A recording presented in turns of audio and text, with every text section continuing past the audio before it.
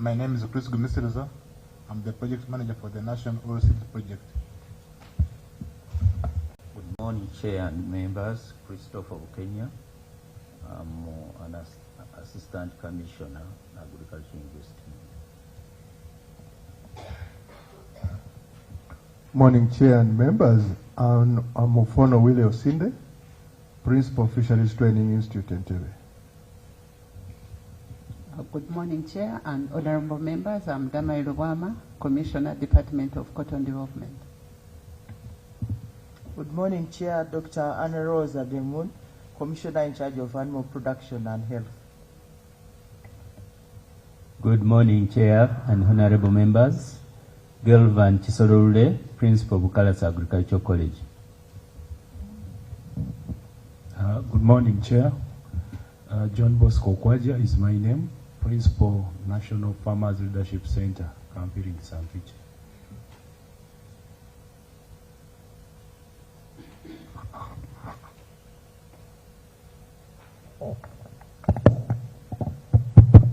Yeah, good morning, Chair. Sorry for this small delay. My name is Ian Mpamizo, Accountant, Fisheries Training Institute. Good morning, Chair. Nole Ali, Minister of Agriculture and Marine Fisheries and Fisheries.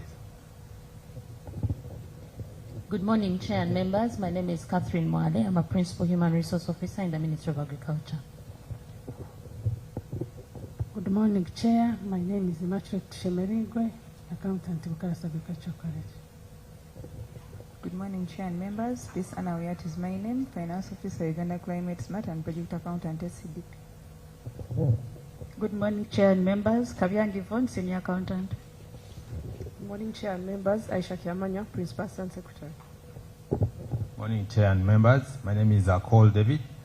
I'm the accountant at National Oil Palm Project. Morning, Chair. My name is Susan Lakonyero. I'm the project manager for the National Oil Palm Project. Good morning, Chair and members. My name is Collins Amanya. I'm an Assistant Commissioner in charge of planning. Good morning, Chair. My name is Michael Kello, a Senior Finance Officer. Morning, Chair and honorable members. My name is Kansime Sergio, Principal Assistant Secretary. Morning, Chair and honorable members. I'm Paul Omanyubwire. I'm Assistant Commissioner, Fish Quality Assurance and Safety. Good morning, Chair and honorable members. Betty Gelingi, Senior Assistant Secretary. Morning, Chair and members. I'm Everest Murumba. I'm a Principal Agriculture Officer in the Ministry. Morning, Chair and members. I'm Daniel Chigura, Agribusiness Officer. Good morning, Chair and members. My name is Assistant Commissioner Procurement, Maif. Morning, Honorable Chair and members. My name is Daisy Oliela Chiro. I'm the Commissioner of Fisheries Resources Management and Development.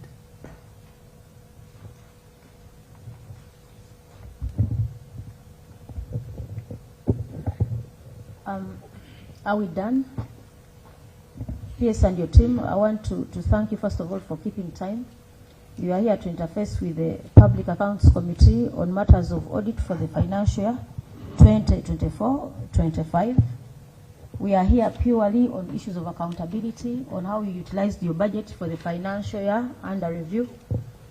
You know, we've just come from elections. I congratulate colleagues who have made it, and also to bring you greetings from our chairperson, the Honorable Mwanga Chivumbi, who is in Chitalia, for issues of elections, not corruption. I also bring greetings to you from the Speaker of this 12th Parliament, the 11th Parliament, the Honorable Anita Mong. She's aware that you are here. We are here because you have a duty to give services to our country. And under Objective 16, under accountability, all public offices shall be held in trust for the people.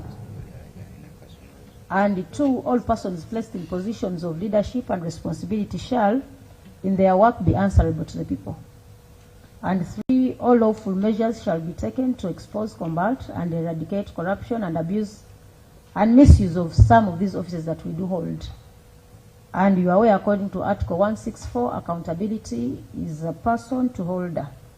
So we want to convince ourselves whether you are the accounting officer for the year under review, And under accountability, the permanent secretary or the accounting officer in charge of a ministerial department shall be accountable to Parliament for the funds in the ministry or department. So we are here because you are given money during the financial year under review. And the reason for your appearance is to account for the money that you are given.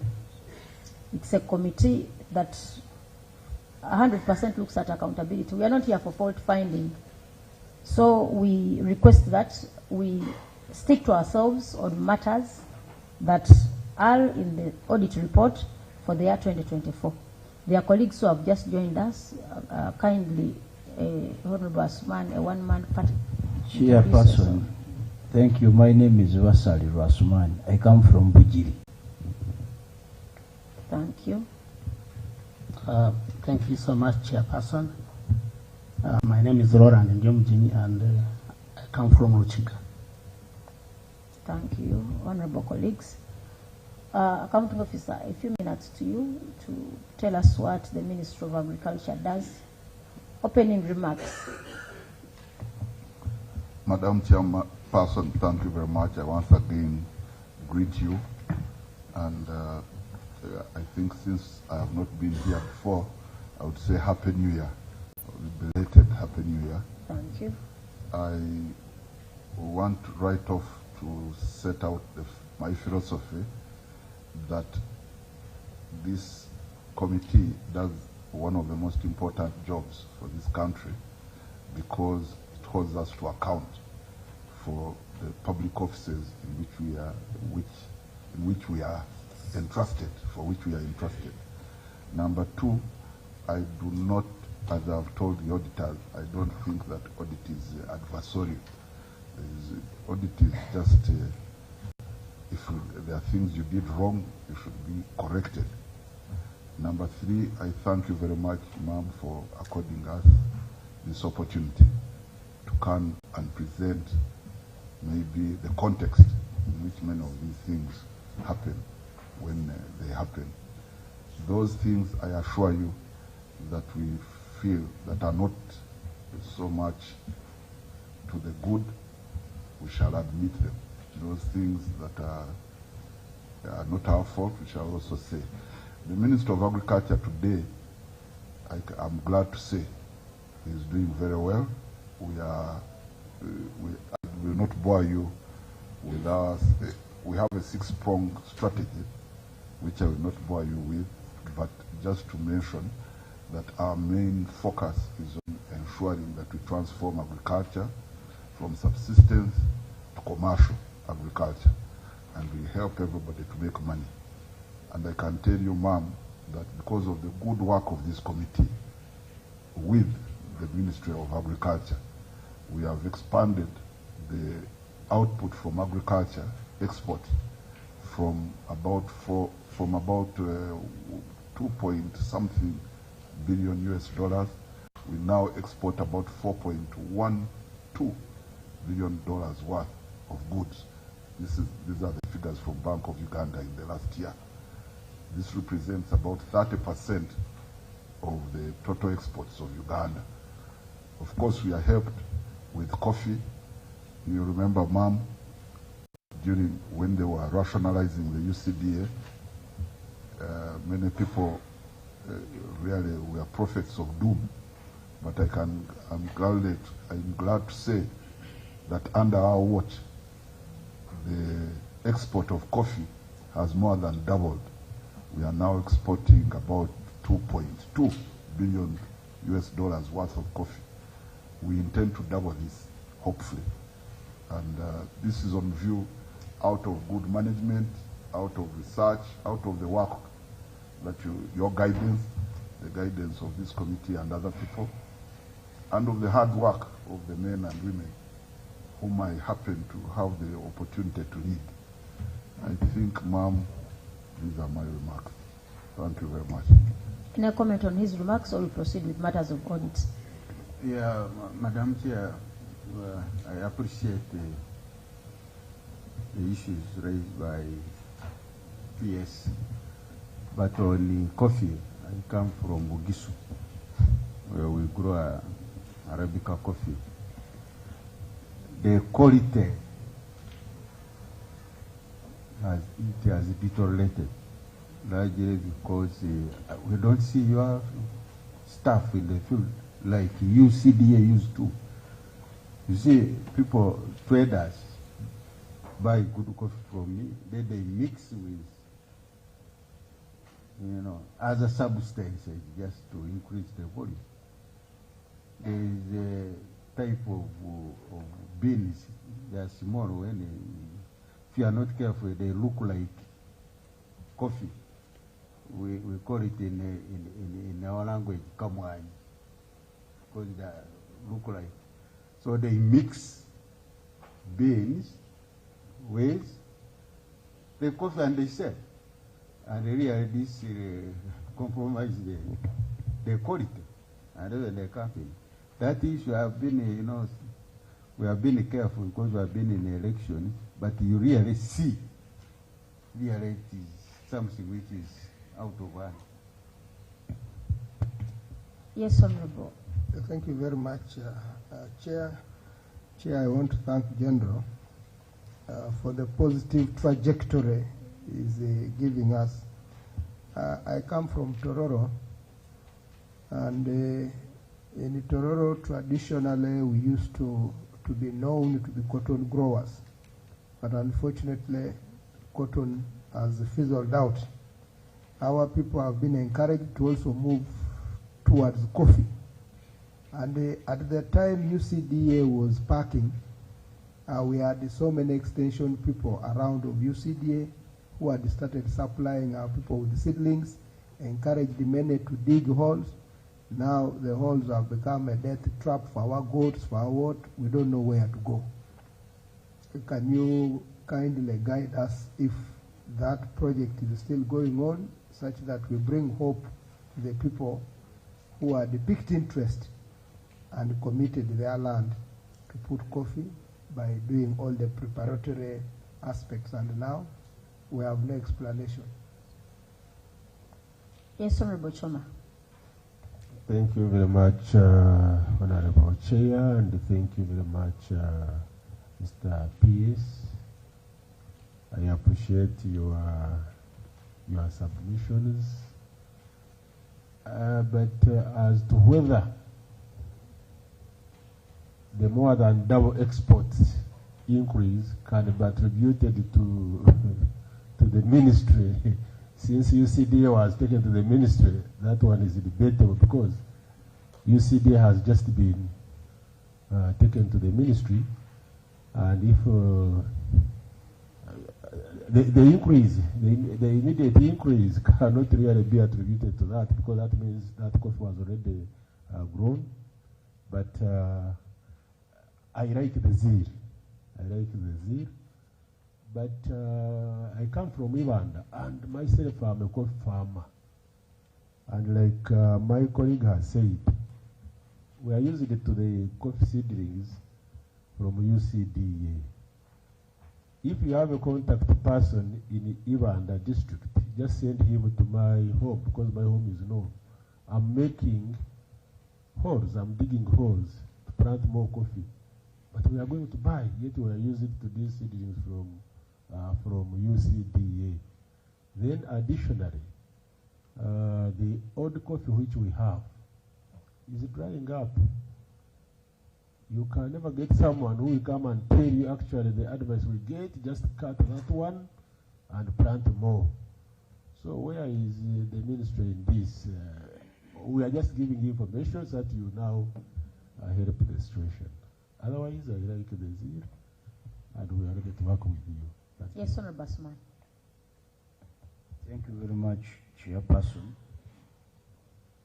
Chairperson, I also want to thank the PS for his comments. With regard to coffee and coffee seedlings, UCDA has been working with the private suppliers of seedlings. And in Vujiri, for example, I know that many people were supplying seedlings under UCDA. They used to have their own nursery beds. They would be contacted by UCDA, and given areas to supply. Supplies were made, but they were not paid. And up to now, they are demanding money, and the UCDA is now under your ministry. Through you, Chair, want to find out what assurance the PS will make to ensure that these private suppliers will actually be paid, because the information is available. Finally, Chair, just a comment. The PS today is uncharacteristically in a commending mood. Everything is thanking the committee, thanking the chair, calling chair ma'am. I hope he's not doing it to bias the committee.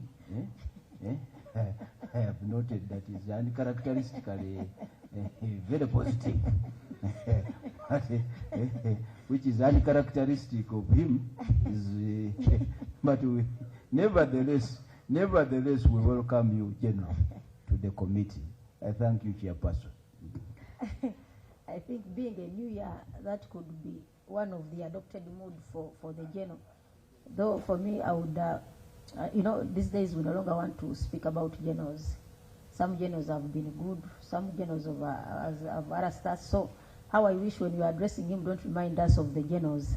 Just call him the other one, but for the generals, save us. You know, you might bring bad memories, but for you, I know you are not part of those generals. So we shall address you in the other capacity, but not the general. General Mudimi. So, but I also, yeah, on top of how the questions that have been and comments that have been raised by colleagues, we know we operate under a decentralized system of operation in line to giving services to our people. And I know it's not the ministry that directly recruits agriculture extension workers, but they are still accountable to the ministry, because those agricultural workers at the district are still, I don't know, but you'll educate us on that. But the services of agriculture extension workers are not felt at all. You have the most idle team on ground. And I would also request you to pick interest in the growth of the agriculture sector in regard to contribution to GDP. I've sent one of our staff to bring us those figures from the consolidated report, the financial statements consolidated. Your contribution to the GDP is too low. So we want you to match your growth compared to the figures that we have in regard to the consolidated financial statements. But we are going to give you the figures. You can respond to some of the issues raised, then we proceed to matters of audit. Madam Chairperson, distinguished members of Parliament, thank you for those comments and questions, positive. I'll start with the second last one about politeness. Military officers are always polite. They are never impolite. And I can tell you this is ingrained within ourselves and within our ethos. So, and I'm particularly honored to have today's meeting chaired by a lady. That really, if you see, officers are gentlemen, so we really are very polite. Having said that, I thank you also. I want to maybe combine some of my answers for purposes of clarity. Now, the issue of coffee, I still insist that it is because of the good policy that you passed of rationalization that you created. Because rationalization really was not banning or creating. It was rationalizing, creating rationale in the operations of certain organizations. And the rationale that you created in UCDA was to, one, ensure that you did not have another layer from the producers. Because as I know, Mr. Ivasa, I think you're an economist, or whoever is an economist, as long as you have a layer upon layer that adds to the length of the distance from the producer to the market, you have a problem. And this really, I can tell you, UCDA had created a bureaucracy which really had created very many inefficiencies within the coffee sector. And by removing that, you created efficiency, which now enables the people can breathe. Now, number two, on the issue of quality, and this issue goes directly to extension, I agree with Madam Chair that there is a problem for extension services in Uganda. And this is one of those things where we are focusing to solve. Why? Because we have less than half the number of extension workers whom we need. That is including the ones of coffee. I think we need about 10,000 something. We have about 4,000 extension workers. These are issues which are budgetary, really, they are issues of policy. They are issues which we have cried upon. It's an audit query year in, year out, which we have tried to solve.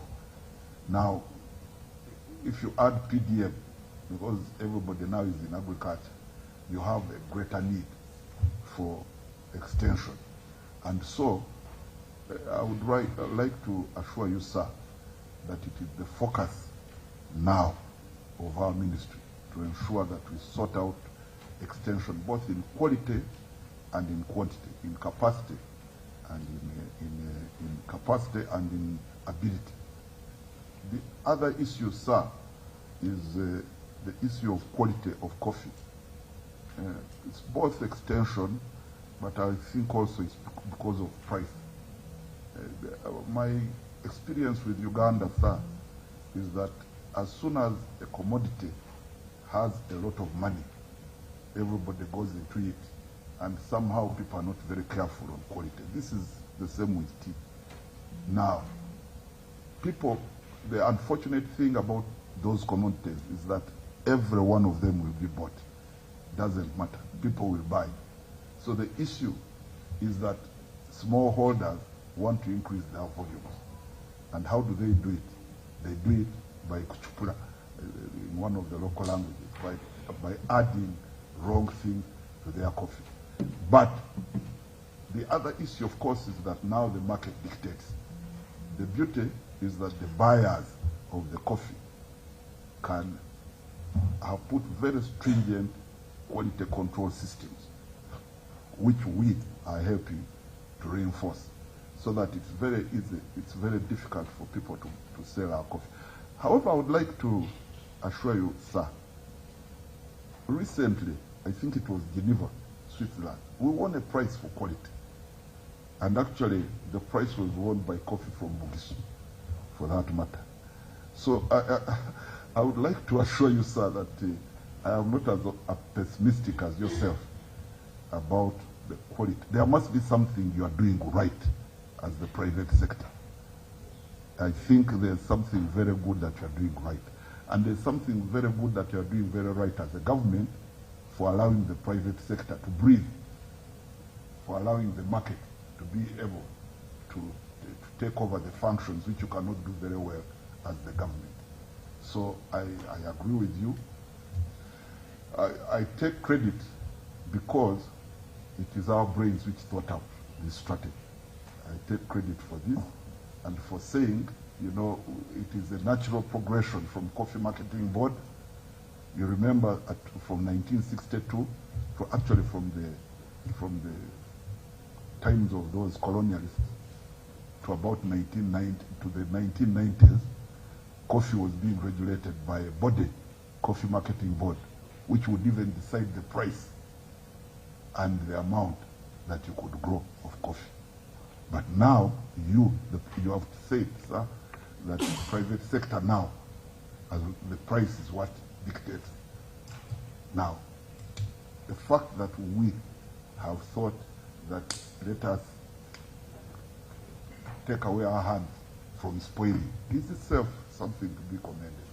And I think I can promise you, for example, if we sit again in this meeting next year, the quantity and the quality of coffee will have improved.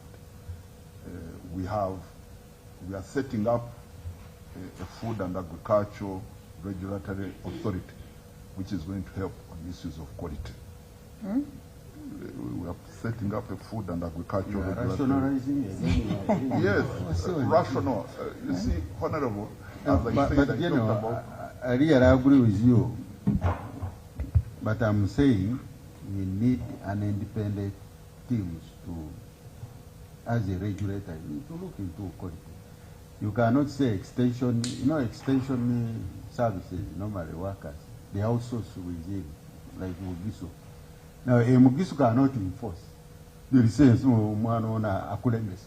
you get it. So you need a teams, independent teams, to come and look here into that. We are grateful, but we need Chair, as I summarize, I wind up. What we really need to do is to do agriculture with the Chivaro. To use agriculture as a business. Not necessarily, ma'am, but do agriculture. Because when you do agriculture with the Chivaro, then you use issues of quality. You solve the issue of quality because the market dictates. So, thank you, Mr. PS. You know, when it comes to issues of quality in agriculture, you know that is one of the areas where you are poorly performing. Really, we can't debate much on that. You've seen our products being rejected even by the smallest countries that have just come on board. So in that sector, really, for me, if I'm to score you, that is one of the sectors where you have to do a lot of homework, with due respect.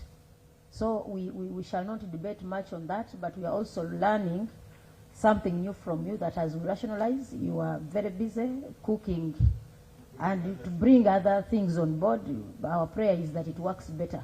The Food and Agricultural Regulatory Authority, our prayer is that this performs different from how others were doing business. But it's also disappointing that as we look forward to have a skewed government that you can afford to, you know, utilize, you are also concentrating on bringing up other issues new on board. But it's something to learn from you. But let's hope it will do better. Otherwise, our efforts to, rationalize at the end of the day loses meaning. Let's go to query number 1, outstanding letters of credit.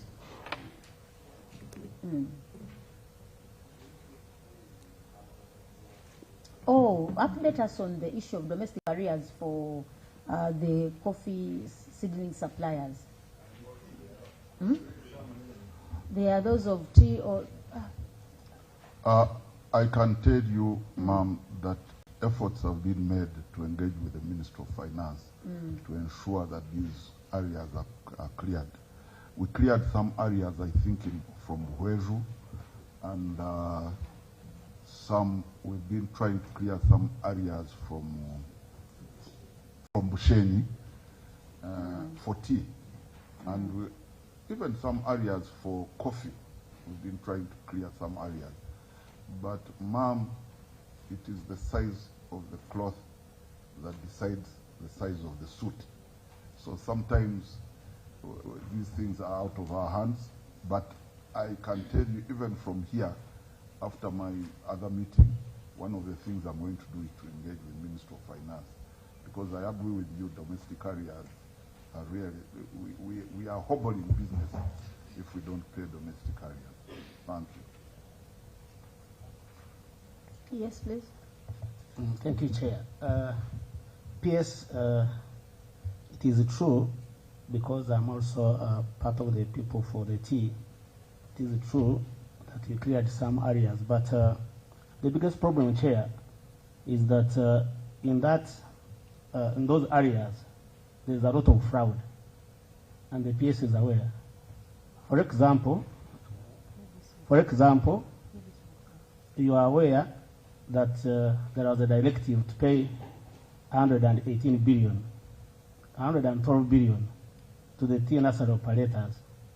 You paid 34 point something billion, but now you have asked for a supplementary budget of again 112 billion, and I have a copy of the letter with me. So what happened to the 34.9 billion that you already paid in December, and you also you're including it again in the areas in your request for a supplementary?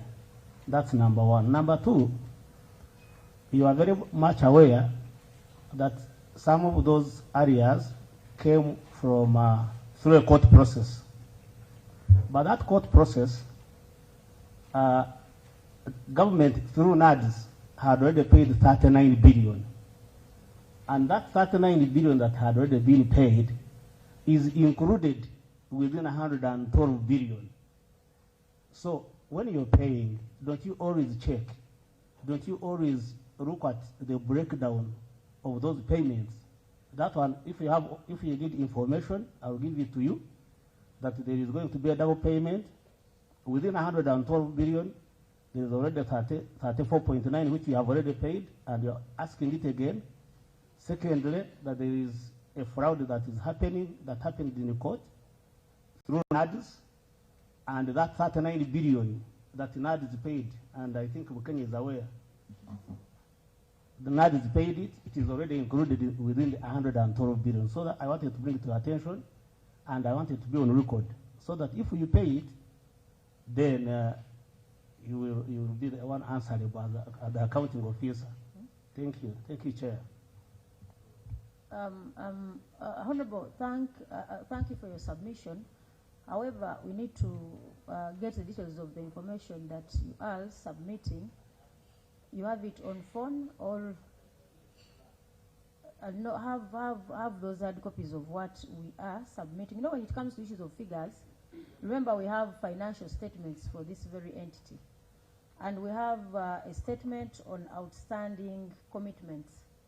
And from the statement of outstanding commitments, we have 11.5 billion in the statement of outstanding statements. So we shall need to get those details. And you know, some of these submissions are put on record.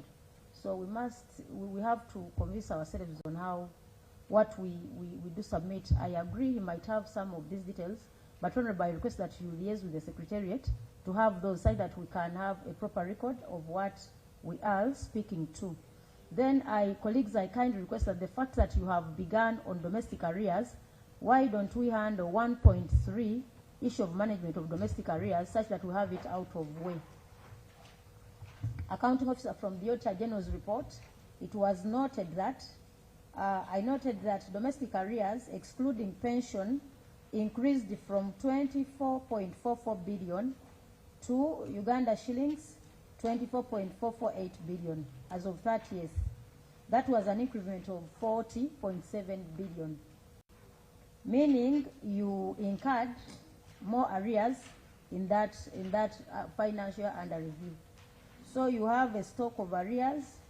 Your increment was, you might think it's not substantial, 0.1, but when you look at the 24 billion, it's quite an outstanding amount, and we cannot just leave it at that.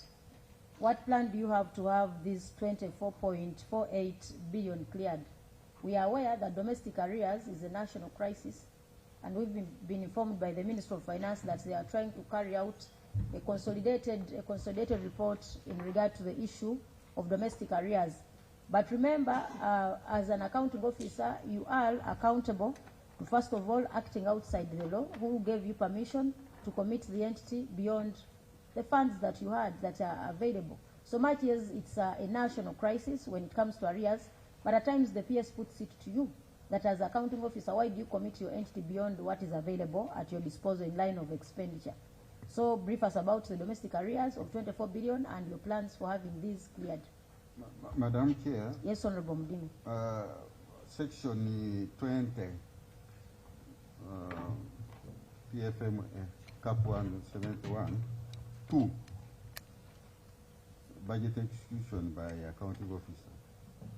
A vote shall not take any credit from any local company or any body unless it has no unpaid domestic arrears from a date in the previous financial year, and it has capacity to pay for the expenditure from the approved estimate as appropriated by Parliament for that financial year. Now, much as this money is not much, but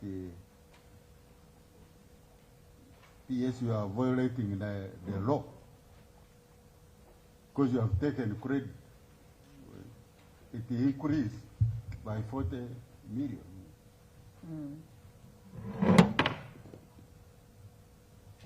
So how do you handle with the law versus? Thank you, Madam Chair. Can I? Yes, please, do. Thank you, Madam Chair. First and foremost, we must put this in context because the problem is within the whole system. Why? Because you start a procurement and it ends, it has so many steps that it ends, by the time you sign a contract, it ends at a certain period of time. But number two, the same law, sir, that you're talking Account about. officer, again, how is procurement domestic? In other words, areas? when you start procurement, domestic areas come because you have not paid for a service which you have not received. But unfortunately for you, you get this service, you start the process of getting this service from a certain place, a certain time, and sometimes the process of signing from requisition to signing the contract moves so slowly that by the time you sign the contract, you may go into another financial year. And who is Now, responsible the for law, that? sir, it is the system. The system, no, accounting officer. you cannot jump, ma'am. Accounting officer. You know, we need to be systematic on these matters. You are aware that you plan annual implementation. Yes. Your budget is annual. It is you who draft your procurement plan with your technical team. It's your plan. Yes. Committing to implement activities in the course of the financial year. It's you who determines of when the procurement begins and when it what? Because the timelines are very clear. So when you start on issues of procurement and aware that the Minister of Agriculture has serious issues with your procurements and are here, and it's all put to you as the team, not because the timelines are very clear. Start on a system, it's, you know, except when you want to inform us that the procurement, to you, the procurement law is doesn't work under your circumstance. It's so peculiar and unique that, you know, you need bigger timelines compared to what you are given.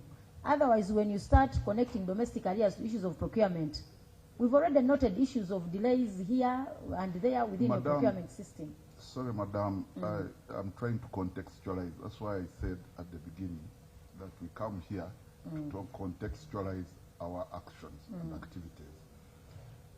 Most of the areas that you see, 12.868 billion of our domestic areas are contributions to international organizations. Now that one, I have no control over it. That is one. The procurement areas, part of the procurement is 10 billion shillings, which we owe to a company called Bolinga, from whom we got FMD vaccine because of an outbreak of FMD. Now, this outbreak of FMD was unplanned, and we've tried as much as possible to find a way of paying back. So if you add the two, that is already 22 billion. Of the areas, the pension areas is 2.459 billion. So really, when you contextualize this, I would not say we've done very well, but none of them is of an act that is caused by ourselves. It's an act that is caused outside. Madam Chair, but PS is, when you read the query, it's not that the domestic areas excluding pension. You are bringing in the issue of pension. No. The word is excluding pension. Yes, sir. But if you add 12.868 yes, and 11.535. Because you said the 22 plus. No, I have removed the pension, sir. If you add the two, it becomes 24 billion. Before Honorable Song comes in, account officer, I want to advise, when you are here, make good use of your team. Because, you know, when you are making submissions on domestic arrears, you already have a statement on domestic arrears outstanding. Yes. Stick to that. Yes. Because when you start, you know, contextualizing, depending for you on what you think caused this, without having those details. So the reason as to why you come with all that technical bench, I mean, you make use of them. That's very allowed, and it's within your mandate. You can decide to respond to everything, or you can decide to use your team. Otherwise, to some extent, it will make you look ugly. I want to refer you to page This is 4.6, according to the financials of your statement of outstanding arrears. Honorable Seungu, you had something to submit, please. Madam Chair, good morning. I'm sorry I've come late. I'm Seungu Joseph Gonzaga, member of the committee. But in my interest, one, through you to the accounting officer, we would look at those international obligations you have. I don't know that they are mentioned in the accounts. We know which have failed and we pull out, other than having them being reflected every year, every financial year as a domestic area. The easiest thing is saying we have failed to commit ourselves to these international organizations, we pull out. Then, Madam Chair, you see, in this, I've come in late, but I've tried to read very fast. In the management of the areas, we see that they got 26 billion. But my key interest is where attention was put. Because if we talk about excluding pension, and the pensioners are demanding their money, it's a very serious matter. Could we know which areas of interest were given? Because the accounting officer in his response, he says management continues to engage Ministry of Finance, provide additional funding for incurred domestic areas. And me, I don't agree with this kind of response, Mr. Accounting Officer. This committee can generate a very good report by providing evidence how you have been engaging in finance. Even if it is by phone, show us the calls you rang to them so that we attach our evidence to blame finance for not giving you money. I don't know that I'm on your side for that one. But the moment you say money, we are engaging, what evidence am I attaching to my report that is finance failing to give you money? And the finance is going to appear here. They will say you are not asking for the same because the budget is generated by you and is filtered by finance. Those are my areas, Madam Chair. Thank you. So I don't know whether we can get quick responses on my issues. No, we are going to get quick responses on all the issues. But as he comes in to respond, let us follow page 46, because on the issue of the statement of outstanding commitments, in addition, yes, of the accounts, it's going to help us to expound, because it's raising the issues of pension, but in the details here, there are those details. They are ably narrated. Honorable Jomjen. Thank you, Chair. Actually, I wanted to comment on the page 46, especially on goods and services consumed. The arrears as of July 2020, 1st July, was 11 billion, 11.5. There was no payment at all. And at the end of the financial year, after 2 years now, we are comparing 2 years, the figure is still the same. So these people are demanding this money. And they are traders. They may be traders, they are suppliers. How do you think they are handling in terms of their business? That's number one. Number two, contributions to international organizations, as Honorable Song said, it was 12.8 billion. During the year, they paid only 26 million. So these international organizations, one, we need to identify them. Number two, are they necessary to the government of Uganda if we are not paying subscriptions? We need to look at that as well as a committee chair. Thank you. Yes, as you come in to respond, you are going to provide us with a list of these international organizations that you do subscribe to. And also during your submission, you can make a comment on whether they are relevant or not. Because just imagine arrears of 12 billion. Do you think you need these international bodies? Do you need them? In any case, if you cannot prioritize paying them, why do we waste our time on being members to some of these organizations? This is a general problem nationally, and you had when finance was looking out for a best way of handling some of these subscriptions. It's becoming so embarrassing. You've seen instances where people go, diplomats are given tickets, they go to a certain country, and they are denied rights of submission to some of those conferences. You saw some time back where the Right Honorable Nabanja, the Prime Minister, went for a certain conference and she was denied rights to access the microphone. it was kind of an embarrassment to us. But what makes matters worse is we have these commitments where we think they are important to a country and we don't prioritize them. Some of this might not be your own problem, but you also contribute to the same. So we need to get it from you as we intend to interact with the PSST on some of these matters, and where necessary you'll be brought on board, because 12 billion is a lot of money. 12 billion can fund, I can give you an example. We have Masaka Regional Referral Hospital. Masaka Regional Referral Hospital's budget is 18 billion for a year. So for you, you have subscriptions of 12 billion. This can literally fund a referral hospital. Madam Chair, and how do we benefit from them? You see, you might fail to pay when we are at a loss as a country. So you could also substantiate on that, General, that I'm also in pain for not paying this money, because if we are fully subscribed, we'd be gaining A, B, C, D from these international organizations. Because you should not take us to believe that for us we are saying you have arrears, but what is the benefit we are gaining from such, and failure to pay or to subscribe is costing us as a country?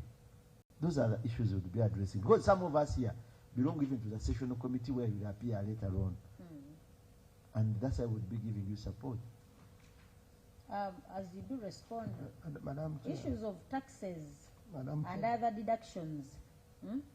We are out there complaining about revenue failure and performance of URA. So you find a government entity that cannot pay its own government in regard to taxes. So you also need to tell us, why don't you pay your obligations of taxes? Aware that when it comes to pension, pension is a statutory obligation. How do you deny people their right to access their pension money? So as you do respond, flow chronologically, right from the contributions to these international bodies up to down. Madam Chair, Yes, Honorable. PS really needs to understand that we are coming from a situation where we need to improve your budget. And your budget will only improve when revenue also improves, when URA improves on revenue. So here is a situation where what Honorable Njomgenya has said in terms of goods and services, he are locking 11 billion shillings. This is capital being locked out there of what would be trading capital that would have a multiplier effect in our revenue base in order for us to collect more money to also grow our budgets. So I think we should have a continuous harmonious discussion with both finance but also emphasis from yourselves, because you are the user entity. You are the ones that consumed these goods and services. What efforts are you putting to try and see to it that your suppliers are paid for us to be able to unlock that capital to multiply and increase on the revenue base? But also on the international obligations, it is true. Yesterday we were told here that we had some persons, Ugandans, who lost out from jobs that they were supposed to get internationally because of failure to meet our international obligations. So like the committee is saying, we need to agree on this. Which one is important and which one can we come later? We need to withdraw from those that we think we can again rejoin later when our basket improves. Thank you. Madam Chair, a quick one. Yes, Honorable. PS said that part of the domestic area ten was for foot and mouth. Sir, you said for foot and mouth. Then when you go to accounts on page 48, statement of reported losses of public money, stores and other assets, was written off. I could see expired foot and mouth. That is page what? 48. That is the segment of losses of public money? Yeah. Down there, 569. Others are expiring. You are also buying others. You've seen, Madam Chair. Expired foot and mouth vaccine. Yes, I've seen. What's all this? One hand is bringing in, others are expiring, you are throwing. Response from the accounting officer. Thank you, ma'am. Following your advice, I'll just give you the names of the areas for which the organizations. One of them is the Desert Locust Control Organization. Accounting officer, can I make a kind request if you can allow? Yes. Can we get a hard copy? Yes, it will be better for us to follow. Otherwise, when you read from there, it won't be easy. We'll give you a hard copy. What we can do, we have a secretariat here. For purposes of this engagement, you can print out something and sign on it. But later on, you will submit that list officially. But for purposes of this discussion, you can give us something to use as we do engage. So I defer the answering of the question. And no. As we proceed, they can keep printing. I don't know how you would like it to be done, colleagues, because we would read the name of the organization, then the money that is attached to that organization. Yeah, it will be easier for us to follow when you have. So I can defer until.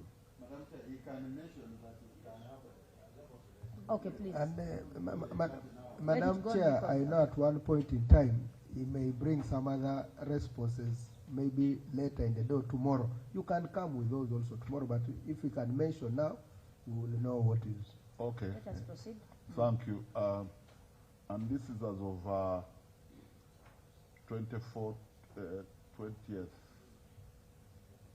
This is as 23-24, I think the year that is talked about. The first is Desert Locust, the control organization. You recall we were even, I think, the chairs of this organization. That is the St. Peter things, eh? Yes, ma'am. And we were even the chairs of this organization at one point. We paid some money, about 131 million shillings, and the outstanding as of 30th June was 6.3 billion. The next one is International Red Locust Control Organization. Red Locust? Yes. Yes. We have how many? There are different. These are scientific things. People know. Thought they are all locusts, but no. So this one we owe 6.175 billion and outstanding. Now these organizations, you asked me what they help us with. The Desert Locust,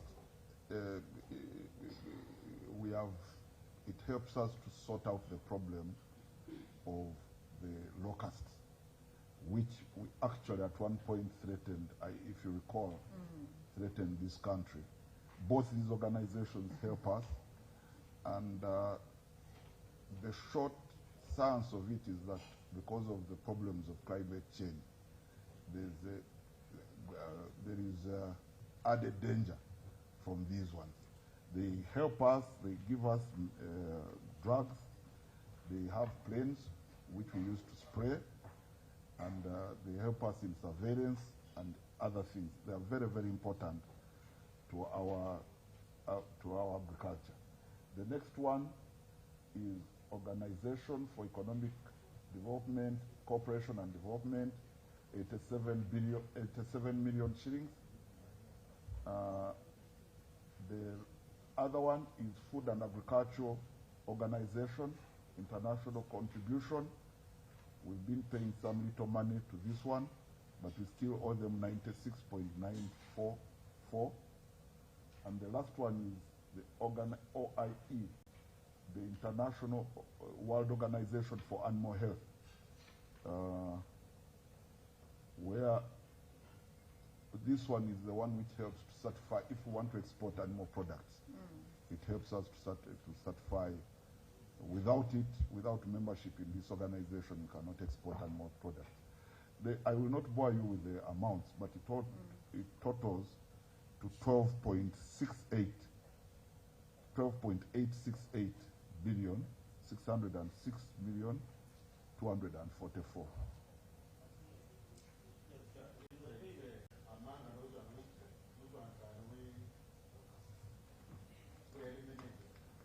Sir, according to me, you could eliminate all of them.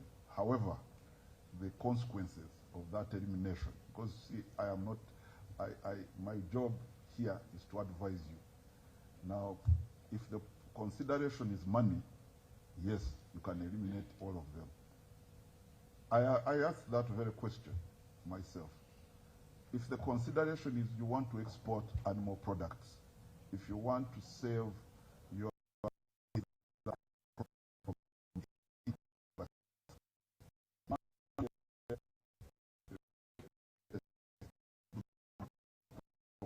of these organizations. Accounting officer, when did you last pay some subscription fees to those?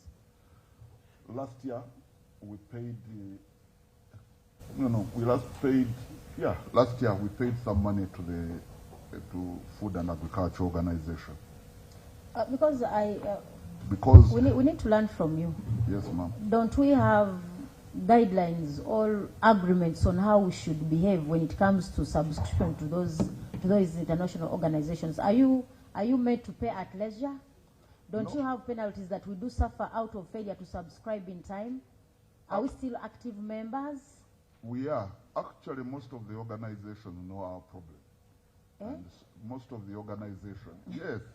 Ma'am, I'm being as candid as possible to you. I'm being as candid as possible to you. A moment, let him first the issue of payment or non-payment of our arrears is a very, very, very interesting issue which has been discussed at various levels of government. Now, 12.8 billion shillings, I've been doing a bit of arithmetic, is about $4 million, $3.5 million. Now, to some other people, $3.5 million is very little money. Two things I can tell you. One, that most of these areas were incurred before I became PS. So I've been trying to pay them off. Number two, that I have asked, yes. Honorable colleagues, let's allow him first submit. Honorable, I have been engaging Minister of Finance to make sure that these are paid, because I attend the meetings where we have not paid. We are not the only ones, but I don't want to be as ashamed as the other countries are. And in fact, I have attended a meeting where I had to, some country which was campaigning for a big position offered to pay for us. And I had to say no. And I had to look for money and pay, because that would have compromised our sovereignty. Now, yes. Oh, I wish you had allowed. So I can tell you, I can tell you, sir, that this is a matter, that's why I said contextualization. This is a matter which is, every day I am as angry as you. And I am sure that if I was at your side of this device here today, this engagement, I would be more angry than even you. Because it really, I don't understand why I would travel from here to some country to go and attend a meeting when my country has not yet paid the arrears. But I have engaged Minister of Finance, and if Honorable Chair, there is another method that you want me to use to engage Minister of Finance, you give it to I will go and do it. Thank you. As Honorable Saung comes in, the issue of subscription on, Honorable Saung, as you come in, on the issue of subscription to these international organizations, it's a matter that is before discussion with the Minister of Finance. In combination to the issue of our embassies, you are talking about a country that was offering to pay for you. This is not the first time people are offering to help us. Even in Egypt, we are being chased out of the premises that were being occupied by the embassy. The landlord offered to pay for you rent somewhere else where you could afford. So diplomatic embarrassment is not only on your side. We are kind of getting used to that. But Honorable Song, you can come in. I think you have ruled, Madam Chair. My issue was on, you see, the observation is clear and our recommendation will be strong. Normally, accounting officers, when you go to issues dealing with the policy, they will talk more than accountability. So that's why I was seeking your indulgence that now we have a committee has been informed and we have seen the relevance. Because you can't tell me that there is an organization you are supposed to subscribe to export meat and you are rearing cattle in Uganda and goats. You have even given them out in welfare creation, but you are not subscribed to export meat because you are not fully subscribed. So I think the county officer, we have got it, but my fear was that he was going to give us a lot of policy issues which are left in the other side where it normally appears. So let us take a serious observation and we shall give a strong recommendation so that we go back to accountability. Thank you, Madam Chair. Okay. Let's proceed to another. Thank you for your understanding. The next one, I think, is 31.568 million for taxes and other deductions, as well as 11.53. The current one is 98 million. Yeah, 98. Sorry, 98 million and 11.53. Maybe the head of accounts could explain this one. Thank you, Chair. Through my accounting officer, this 98 is relates to invoices that are paid towards the end of the year. Sometimes they cross over. You find that you have paid, but the tax has not yet been cleared from finance. And usually this tax is cleared in July. So it's a cut-off issue as at 30th June, but in July when it is paid eventually, the date is cleared. What is Can the you current just status? confirm that that was paid? Confirm that you saw it after, because we are looking at 24, 25. We have that confirmation. What is the current status of this? Have you cleared? Yes. Yes, this one was cleared. So on issues of taxes, there is zero areas. We on zero for now. Arrears, yes, we do not have arrears.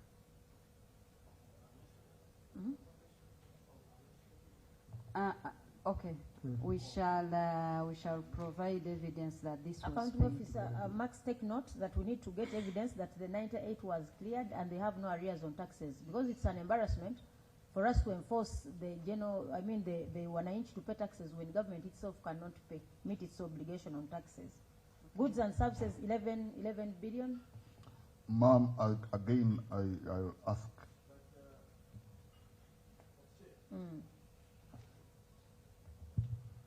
So when you look at the statement of outstanding commitments on page 46, that's where we are. There is no indication that these taxes were paid. Why wouldn't it be indicated? Because you see taxes and other deductions, the column, when you look at under the column of prior year's commitments paid during the year, there is nothing. Zero. There is zero. Commitments. Any outstanding commitments? Yes. 67. True. So she has just committed that these were cleared. When we are asking about the status as of now, yes, after this, yes. After 30th June, these are paid in July. So we just want to commend you for not accumulating areas under goods and services. I think this is a good practice, much as he has not paid, but at least, that's what is indicated here. It was 11.53, and it's also the same figure. Chair. Is there evidence that we've accumulated more under goods and services? Where is that? Thank you, Chair. 67. Bring it out. Chair, you just go to page 11 of the accounts.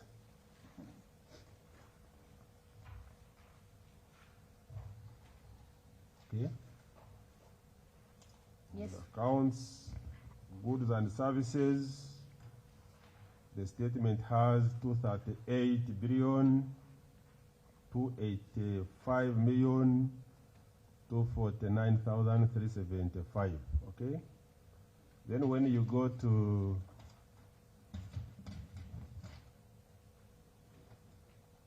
page 15,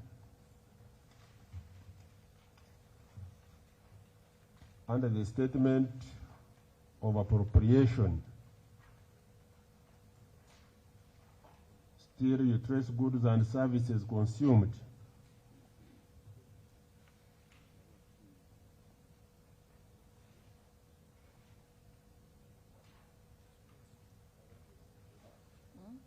The Yes. 567? Yeah, 567. Then, of course, there is an indication of a diversion there. Then you also go to the cash flow statement, page 13.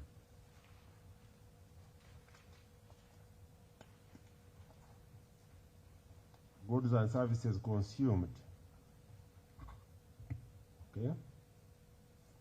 It is 238 billion, 217 million, 954,889. Okay. And this is less than the figure in the statement of financial performance by 67,294,486. Okay? The fact that you have this figure in the statement of financial performance indicated as an expense, yet the money used to pay it, the money that was actually paid for goods and services, is less than the goods consumed, meaning that you actually have arrears, you have payables over the 67 million. So it is not true that they did not actually Chair, through my incur accounting officer, the payables. 67 is the tax that we have reported here on page 46.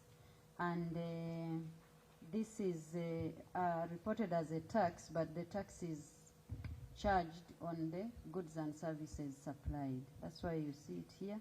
This is the additional that we are showing. Is it the exact figure? 67. Okay, Chair. But, Chair, just a moment. Chair, you can be considering others as... As you do. Yes. We can keep reconciling with the figures. So, accounting officer, so should I maintain my comment on commending him for not committing more arrears under goods and services, or I stay? I wait. So, accounting officer, please proceed. Sir, proceed.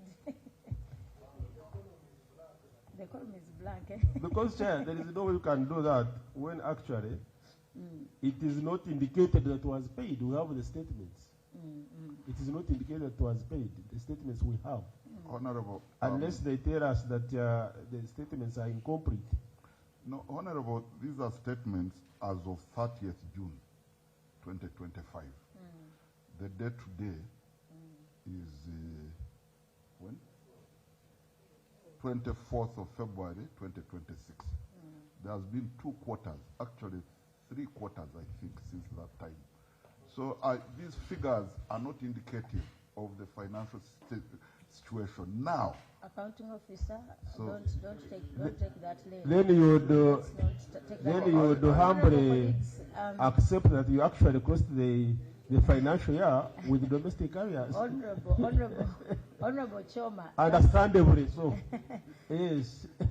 Accounting officer, let's stick to the report for the year under review.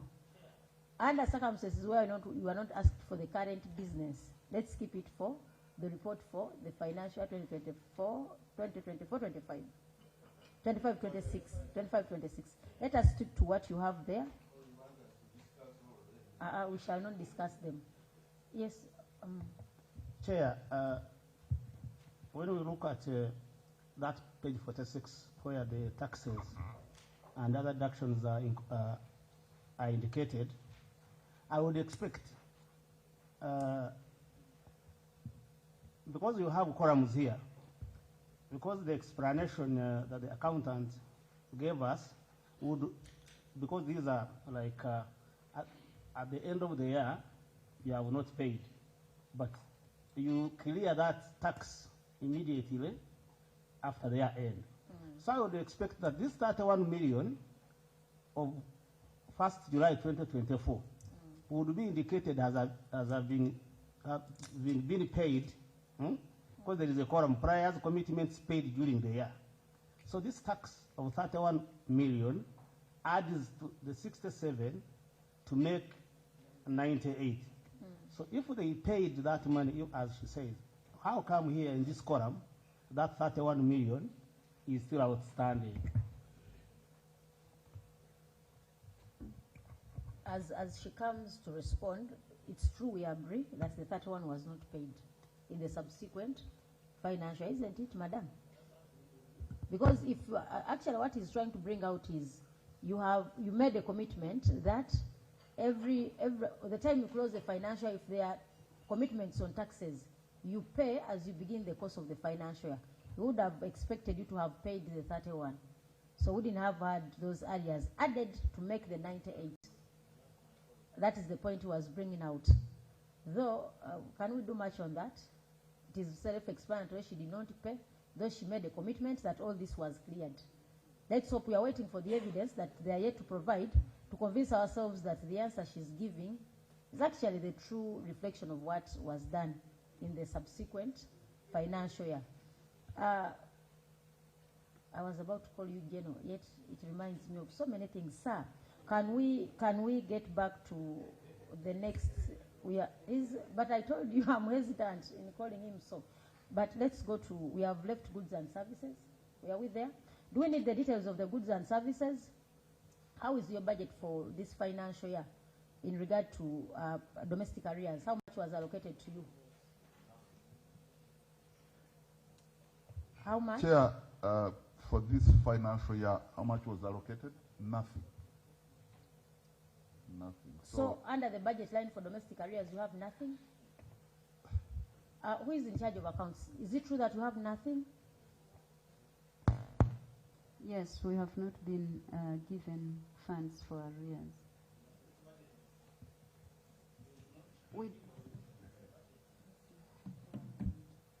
No, if it's a zero budget, it's a zero budget. We take note and we shall have this discussion plaque. Let's take note of the zero allocation to the Minister of Agriculture in regard to domestic arrears. Do you know the implication? Our people are going to continue to suffer. For you, Honorable Asman Haji, the person who belongs to one-man party, you are not going to be paid domestic arrears for the next financial year. So this is a very serious issue, including the coffee seedlings. And that is, you will riot, because we shall be left with no option. Chief. So, honorable colleagues, we talk note, it's a very serious matter as we engage with finance. This is something to bring out for the Minister of Agriculture. This is pure unacceptable. Let's proceed, accounting officer, to another item of pension. Ma'am, this money for pension is mainly for gratuity. When somebody retires, you're given a gratuity and you're given a pension. Now, many people retire, we put them on the payroll. The two items, unfortunately, are different in the budget. The item for gratuity and the item for pension. So, we put people on the pension payroll, but we don't pay them their packages, which they should be going away with. And there is no money. The money that we have is to pay the pension payroll, but not the gratuity. So this is why this money is like this. Sorry, yes, please. As I was saying, ma'am, the two items of pension and gratuity are on different items. So unfortunately for us, we receive money for pension and very little money for paying gratuity. So much of this money is arrears of gratuity. Not pension. No, people actually get, everybody who is pensionable from MAIF gets their pension. So these are areas for gratuity? For gratuity. The 2 billion? Yes, 2.4 billion. When you look through the financials, do you have these details of the beneficiaries of this money? Accounting officer, we need to get, because this is a statutory obligation, we need to get the details of the beneficiaries of this gratuity. So Madam, kindly, we shall I have the commissioners for human resource, they will do this, they will provide you the details.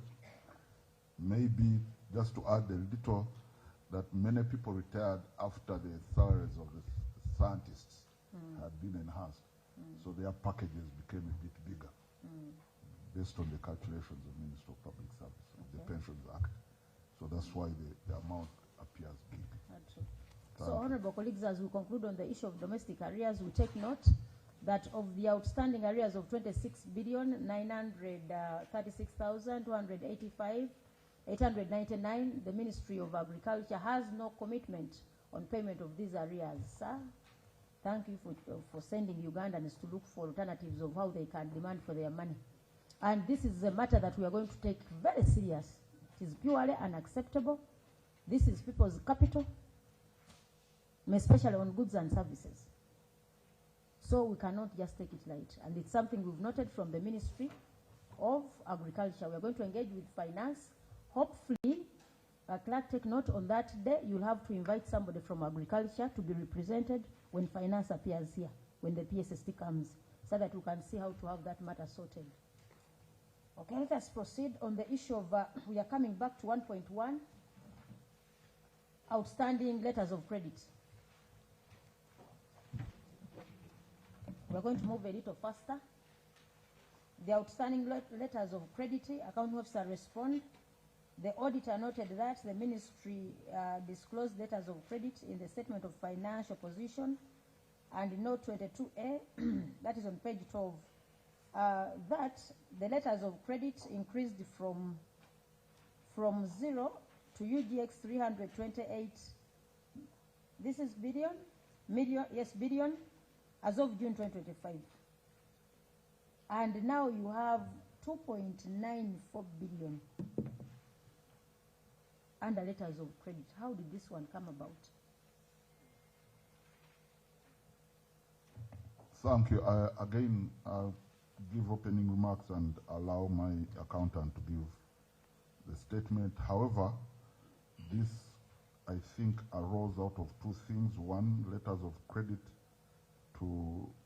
that were dealing with the, I think, procurement of FMD vaccines, and the procurement processes took longer than the financial year. So in order to save this money, we had to open letters of credit for the various companies. That is the same because those vaccines had to be put into stores, vaccine stores.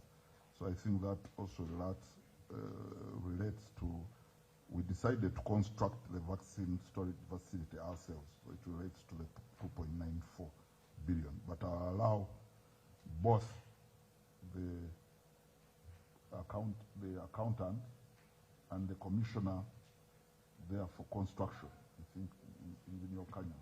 But Madam Chair, yes, Honorable expired vaccine on page 48.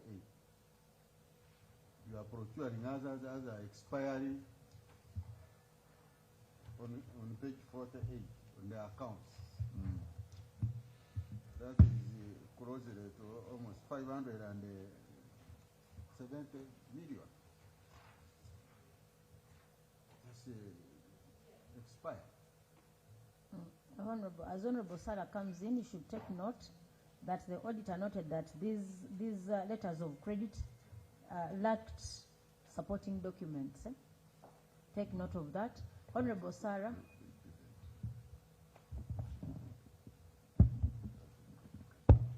Thank you very much, Chair. Chair, the technical issue raised by the Auditor General, Honorable, can you introduce yourself first? I thought when you said Honorable Sarah, that was it. My name is Sarah Pendi, a member of Parliament from Tororo District and a member of this committee. Thank you. My apology, Chair, for coming in late. She's not Sarah Lucy. This one is not tall, eh? Stop your legal bwahaha.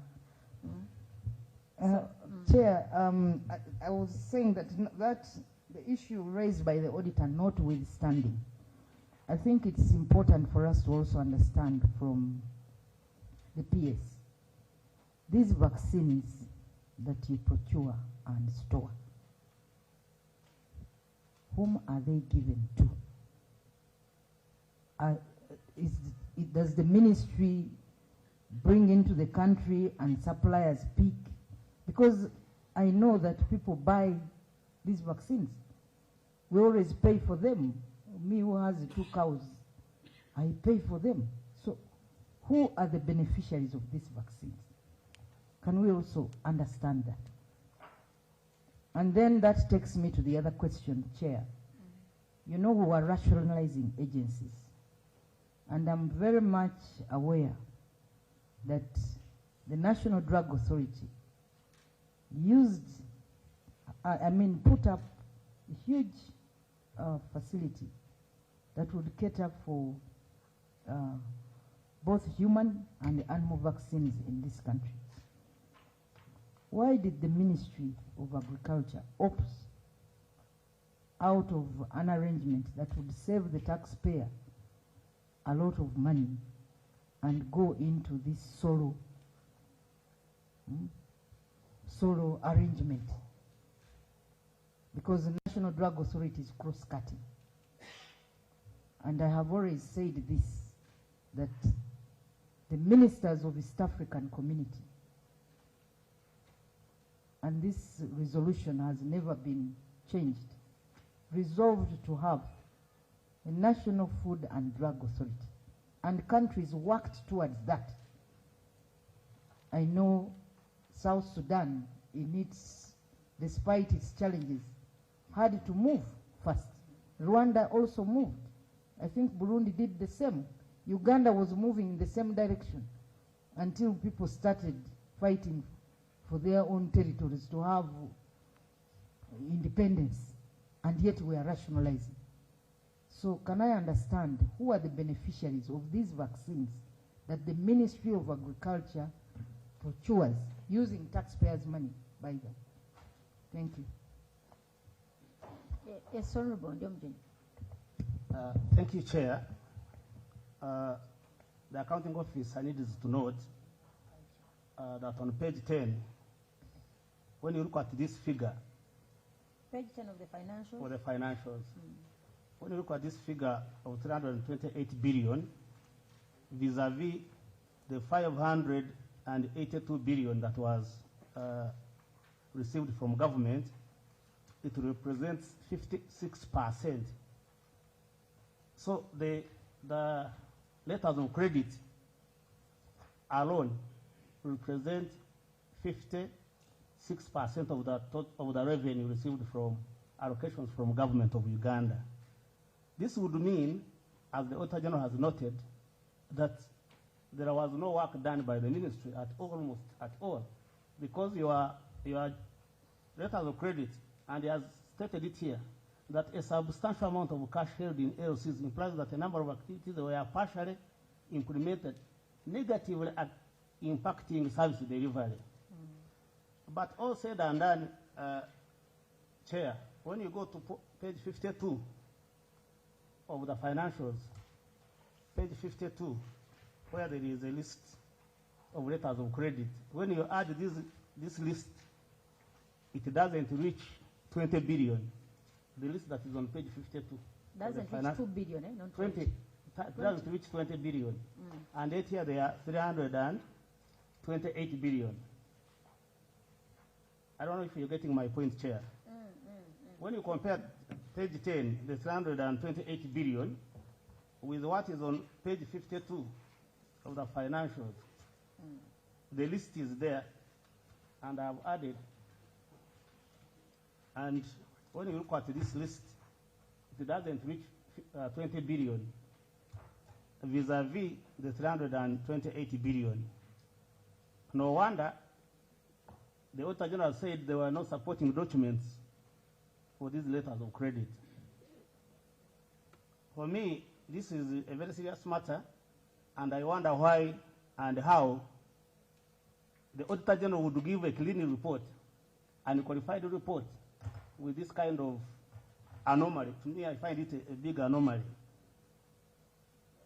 As we do proceed, you will observe that some of these figures are in Uganda shillings and others are in USD. So we have to convert. let's reconcile on those. Let's convert and see how. But you see, that's also now another problem, that you cannot be reporting, and then you put, because I expect a conversion. The accountant should have converted. Yeah. It is the standard. You cannot report in two currencies in the same financial statement. So when you put euro, you put US. For me, I thought, oh, this was in Uganda shillings, because under normal circumstances, I don't even expect that to happen. I don't even expect it to happen. So I cannot even start thinking that these are euros, these are USD. No. The standard is very clear. The reporting currency, and I'm sure in the notes, there could have been that, when we can even go to the notes, that the reporting currency is Uganda shillings. So we take, as we do proceed, we take note of the reporting currency. The technical team reconcile on that, so that we can see whether we have the same.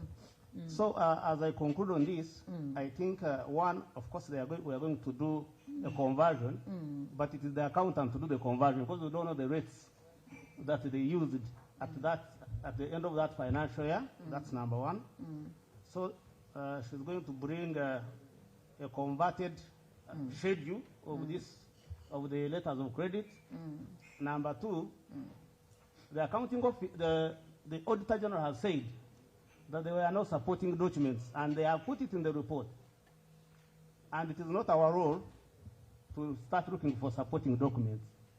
We need to make a recommendation if there were no supporting documents. And I'm sure, Chair, the Auditor General had a meeting, an exit meeting with the team, and they have reported that these LCs, they have not even said one or two, they have said the supporting documents for the LCs in question were not available for audit verification. So what does that tell you, Chair and honorable members? That the 328.92 billion, the whole of it, is not supported. My disappointment is that the Auditor General gave an unqualified opinion on this. Thank you, Chair. Honorable, let them explain. Don't bother with the whole thing. We are here to get explanations of accountability. We are going to get explanations. Before you get disappointed, let's hear from them. Yes. Honorable colleagues, as we do submit, also pick interest on the response that was given by the entity. Yes, Honorable Saungu, as we proceed. Yeah. For me, my challenge is still on the auditor's observation. And my fear is spending more time where there are no answers. When an auditor says that letters of credit lacked supporting, they lacked LCC letters, documents, then the accounting officer explains that the failure to absorb the available funds within financial year was as a result of the procurement. He further explained that all the documents relating to letters of credit were available for audit verification. But still, the auditor goes back to the same issue. He hinges on it. The supporting documents for the letters of credit in question were not available for audit verification. You've talked about the response. I think, Mr. General, sometimes the chair gives the benefit of doubt. When you're appearing before this committee, they give you invitation time. That's why I pray with these people. The only remedy you have is just maybe if she does accept to present what the auditors were querying, hence you fail to deliver to them by then. But Madam Chair, we can't spend time on this query when the supporting documents are not available. Whether you go to accounts, you go to dollars, Rwanda francs, and others, the issue is on letters of credit. Because what the auditor is saying, he doesn't want to tell you directly. He says that this money was spent irregularly, and he believes it must not have gone to Gudu, use. I think that's where the issue is. And me, I would pray that it is within the hands of the accounting officer to explain why such failed and what remedy does he have for it if the chair so wishes, and the committee.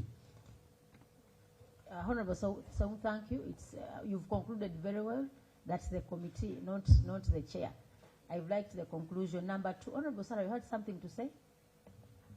Yes, Chair. I just wanted to find out, because in the response, I think the accounting officer indicated that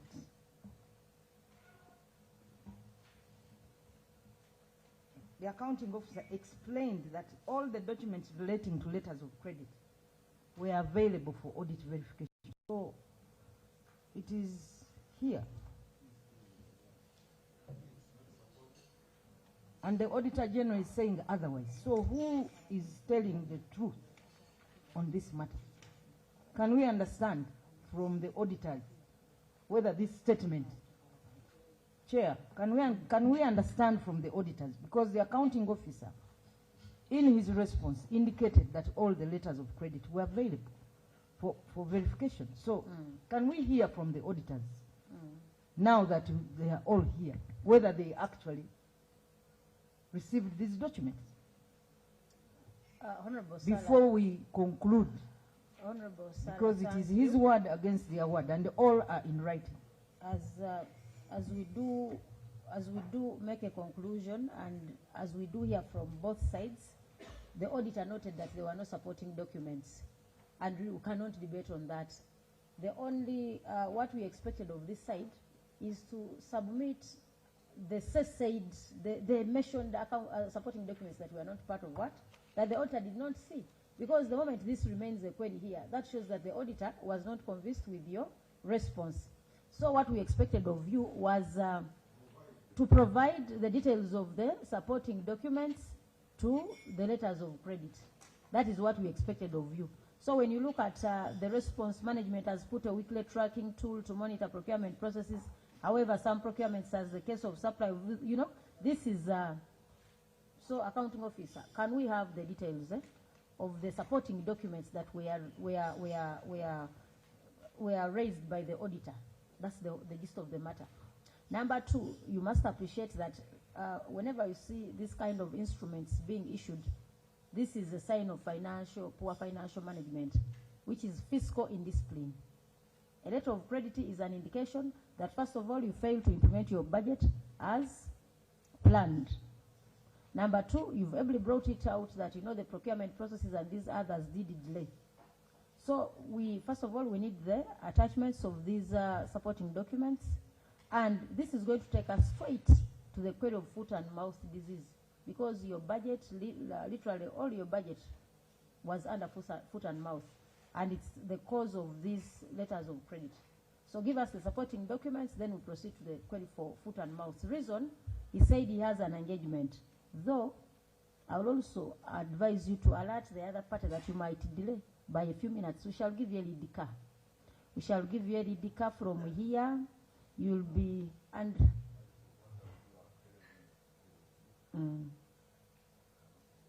No, you will go, because you know this is a very important meeting on your part. Accountability is person to holder. You said you'll get around midday. midday. Kindly allowed to delay by 30 minutes so that you finish some key critical issues in your report. Chair, thank you. First of all, that's why I talked about context. The first point is that the 328 billion shillings, actually all this money, it's not true that there are no supporting documents, because I have a file of supporting documents here. It is here. For the record, because I know that we are being recorded, I want to show them. They are here. And these documents, I request that no Mzee, as a sign of respect. For the point, as a matter of record, these documents are available. They are there. As a matter of record, you cannot open a letter of credit in the Bank of Uganda if the supporting documents that you required to open that letter of credit are not available. So again, I am very surprised by this observation. Now, thirdly, as a matter of record, that's why I maintained my response. That's why I maintained the letter. Now, I suspect that what the auditor said is that at the time that he required this document, maybe the officer who should have been giving him or her these documents was not available. That's why he said they were not made available for them for inspection. Now, I am worried that an impression is being given that somehow we open letters of credit without supporting documents, which is not possible, first and foremost. Those of you who know the procedures of Bank of Uganda, you cannot open a bank, especially since that time when some money disappeared. You can't open a letter of credit without supporting documents. Much less the other issue, you cannot even pay against that letter of credit if you don't have proof that the services for which this letter of credit has been opened. Mzee, I request, what you are I am saying, sorry, madam, I don't want to be indisciplined. Small but interjection. I have been listening to everybody, and I request, Madam Chair. that I be heard. Honorable colleagues, you let him submit. Because if I'm not heard, we are taking a lot of time on. Will Honorable, generate a one moment. argument. You had exit meeting. I request, ma'am, that I be heard. Honorable, Because give him. if I'm not heard, then it's not Honorable very fair. Song, a moment. Let him finish. See, we are not fighting the accounting officer. And I'm beseeching him to address this committee through you. Secondly, my submission, I stated that this committee can accept documents if allowed. I said, if you have any document, it's at the discretion of the committee and the chair leading to submit those documents. Because we cannot, don't sit here and think that we believe you people 328 billion. It can't happen. If it happened, God forbid. Okay? But what I was stating is that, okay, the auditors are complaining that you never submitted such documents. And you, as the accounting officer, you have a full file of the same. There are two answers for you, as I use my procedure. Either you say, we did submit, or we can, if accepted by the committee, these are the facts relating to this query. And then the committee can admit to take or refuse. Otherwise, we cannot spend time having exchanges on such a matter. So, Mr. Accounting Officer, this committee is not your enemy. You are our friend. We can even pray together in church using the same rosary. But, yes, but the answer only is whether you can allow, the chair can allow and the committee to receive that file for verification to prove that what you gave the auditors, all which never is the auditors, the committee can look at it to generate a better report against your... Honorable Song, thank so you. And I don't know if it will be procedurally to move in that direction so that we don't have exchanges as if we are here to battle with the accounting office. As the auditor comes in to clarify, the reason as to why you appear before this committee on the queries that are raised is because you failed to convince the auditor by that time. You are given a second opportunity before we do a final report to submit what you feel the auditor did not see. So we can receive a document where you feel that this was available. But the beauty is they are not speaking about the 329 billion. The auditor is saying letters of credit worth 2.9 billion relating to supply and delivery of construction materials for the vaccine cold storage facility lacked supporting documents. So, as he comes in to clarify on this, from those ones, sort out the documents that fall under the 2.8 for the supply of for the supply and delivery of construction materials for the vaccine cold storage facility. As simple as that. So you might be right. Those might have all the component of 3.5 something billion. So auditor, do you have something to add? Please do. So you might be right. So sort out that only component And that is what your reply would have looked at. Thank you, ma'am. As the auditors coming, you know, when we go on record, what we say remains on record. This is why I also come back to go on record. Because, ma'am, for the record again, this is probably not my last job in government. And so, yes. Ma'am,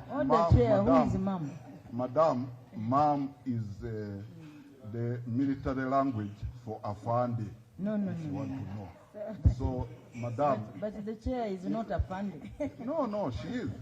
Madam, the section of the relevant section of the Constitution indicates that we are subordinate to military authority. So, I will continue because it's my military training, unfortunately. So, ma'am,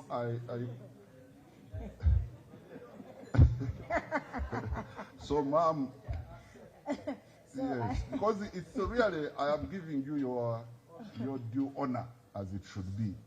So, because these things, when they go on record, sometimes they don't look very nice. And I know that sometimes we're on live TV. But hope will clear this. People want to show certain... Accounting officer, hope yes, we have had this cleared. Okay, that we are looking for evidence of 2 points. Out of the 300 something, we are looking for 2.9. Yes, ma'am. Yeah. Yes, auditor? Yeah, thank you very much, Chair. I'm glad the clarification has been made. This is a point of clarity that it's not about the 328 billions, but it is the 2.9. And Chair, I suspect this could have been an issue of record keeping, filing, because the figure that had no supporting documents was bigger than the 2.9, but they kept bringing these records. So I'm very certain that they could be there, but it's a matter of record management. So the issue here is concerning the 2.9 billion. Auditor, don't take that direction, because the moment they fail to give you documents worth 2.9 billion, we cannot start allocating the blame to whether they have the stores, whether the termites ate the papers. For us, we cannot get to that. What we want is the documentation for the 2.9 billion in regard to that activity. So I believe, accounting officer, you have a very big team. We don't have a lot of time on us. Assign one of your officers to bring those attachments. Thank you, Honorable. And I would request really, for the purpose of decorum, that I continue calling you ma'am. It is okay. The way also, as I also requested that I will not call you General for the memories that it brings. So we can reach compromises here and there. Thank you, ma'am. Thank you, ma'am. And now for the issue. Chair, I believe the auditor was on record. And actually what he has said, now almost what has done what we are pursuing. Because it's the same auditor who audited the ministry. And he's saying he's very certain that they are there. Yet he had all that time to audit the ministry, entry meetings, audit meetings, exit meetings. Now, when it comes from the auditor that is certain that the documents are there, what do we take? Because that would also call for another query that actually their internal controls and filing systems are questionable. And I don't think that we have it here. We need really to hear it from the auditor. Okay? Because it's on the record and we cannot just take it like that, Honorable Chair. Thank you. Auditor, can you clarify on this? That's why I told him not to take that lane. It wasn't... because the general looks very... Could the general have intimidated the auditor to make him change the statement? Because that one is also... Ma'am, I think we are starting to move in circles, ma'am. The auditor, as you said, they seem to be there. The general has also said he has seen. So I think let's close this and move. If it is not there, we give them time to harmonize and they present. Because Honorable, we just want to put the record correct on the issue of the auditor, because I believe, at times you can make a statement, I believe, let him be given time to clarify on that. Because the moment you leave an entity when something is not seen on the side of the auditor, it is not there. Yes. You see, we are, your direction is well supported, but the auditors did their work. The only remedy here is within the accounting officer stating that that file bears what is being that was observed by the auditors. And under your discretionary powers, you can accept to receive that file. Auditors will verify to generate our report. Otherwise, they are not giving us any answer. Because at that time of audit, these documents were not availed. At the exit meeting, they were not availed. The only remedy we have here, because we are not going to have them again, our term is running out, is Mr. Accounting Officer, taking acceptance, seeking for your plea, to accept to take that file, and auditors will take keen interest in them to solve the audit query, and we generate a report. I think we could move like that direction. But otherwise, I know documents are not accepted here, but here we are. We are looking at 30 billions of money. I am not in acceptance that this money was eaten by you. I don't. But when you laugh as if you're saying, you say, oh, now you're saying I never ate, but I ate. But now I'm giving a good window to solve this challenge.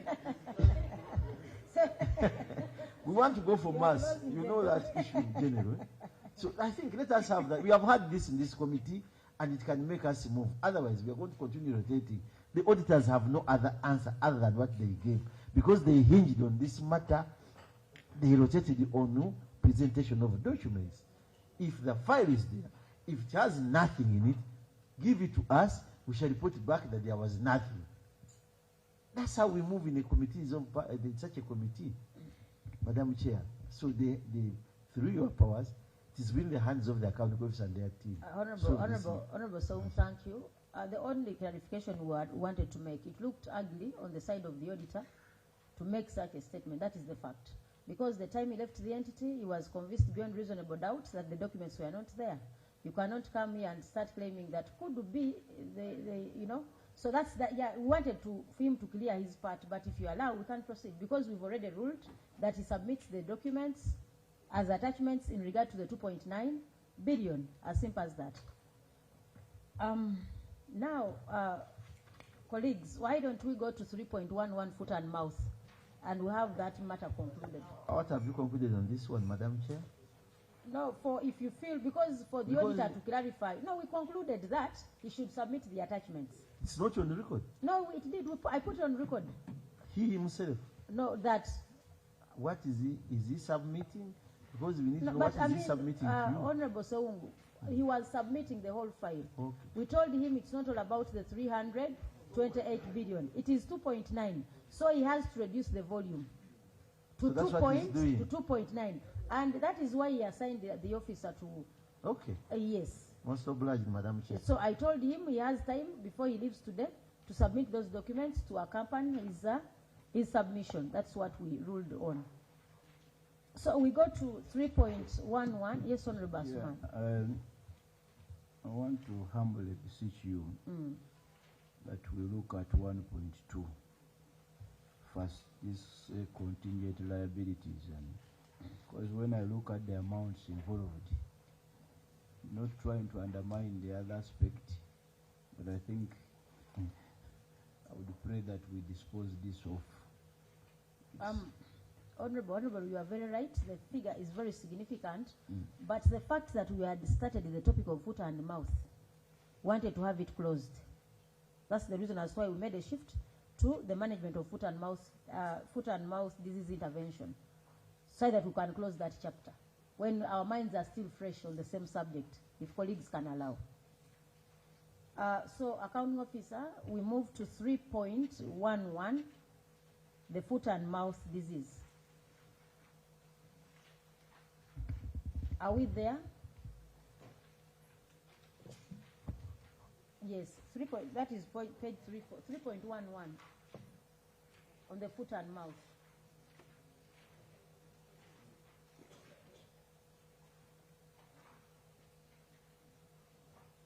Chair, guide us well, because all of us are looking for 3.1. 3.11.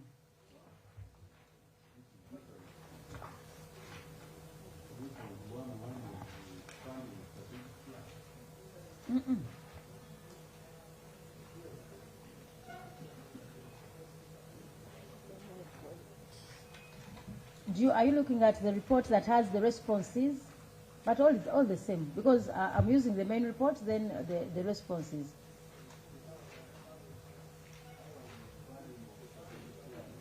Max, can you? Mine is 34. You've seen it, eh? 3.1. 3.11, then you move down. The main report of the Auditor General is page 34. The responses, which page is that of your responses? 38, eh?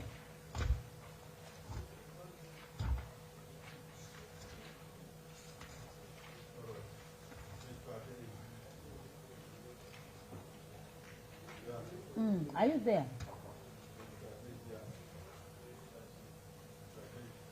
Good. It is around 37, 38.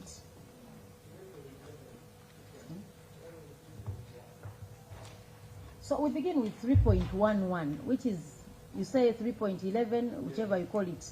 Now we are looking at the management of the foot and mouth disease. Do you also have an international body in charge of foot and mouth? The World Organization for Animal Health. Are you still in arrears for this? Because considering this takes the hugest part of your budget, it's still a challenge within country and you don't subscribe. So is it still relevant to you? Ma'am, the foot and mouth intervention in Uganda has evolved over a period of time. And 2024, the government decided to change approach, because before we had been vaccinating based on risk-based vaccination to control the disease. After 2024, it was decided, two things were decided. One, that we would do massive, universal, compulsory vaccination of all animals.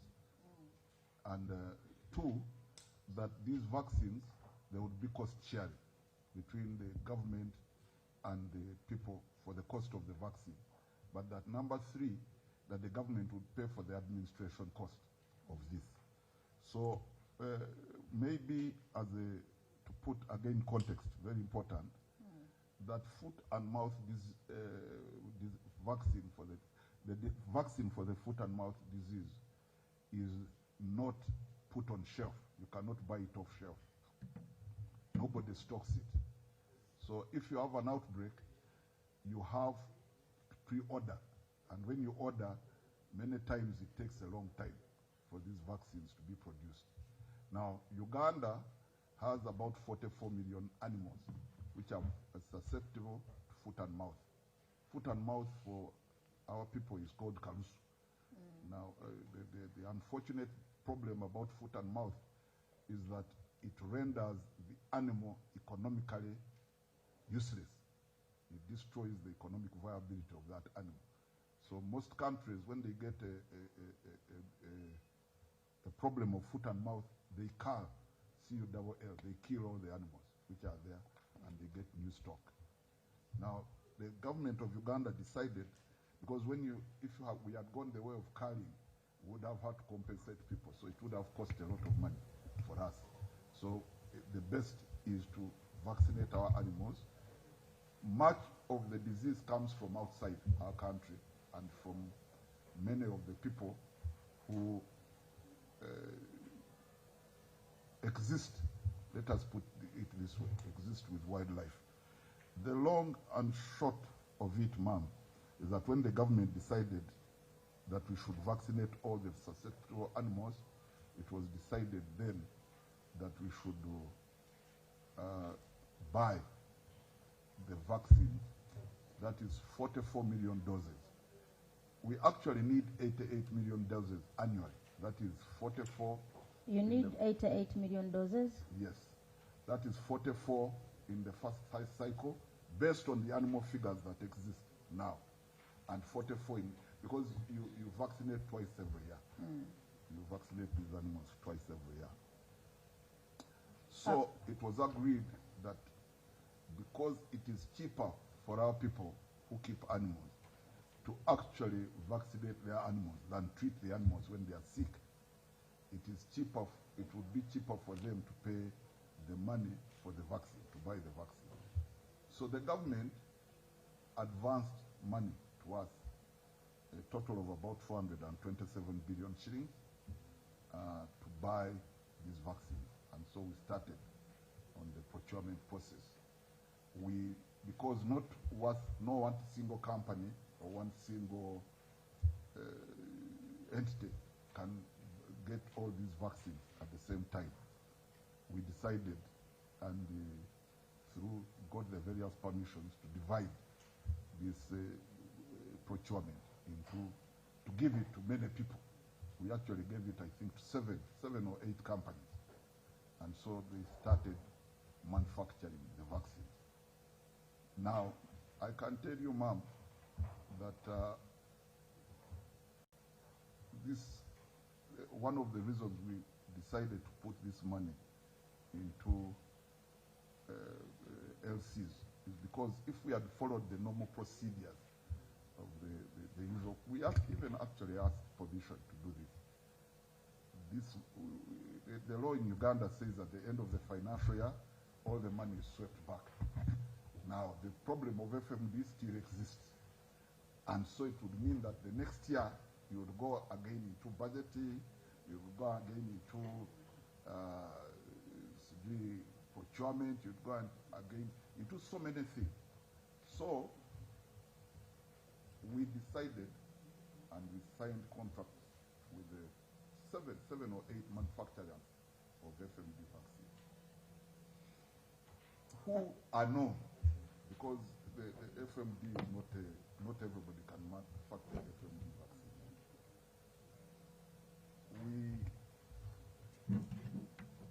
Most of I think all of them have now performed.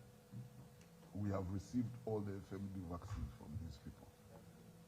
Now, that is number one. Number two, we have rolled out the FMD distribution strategy.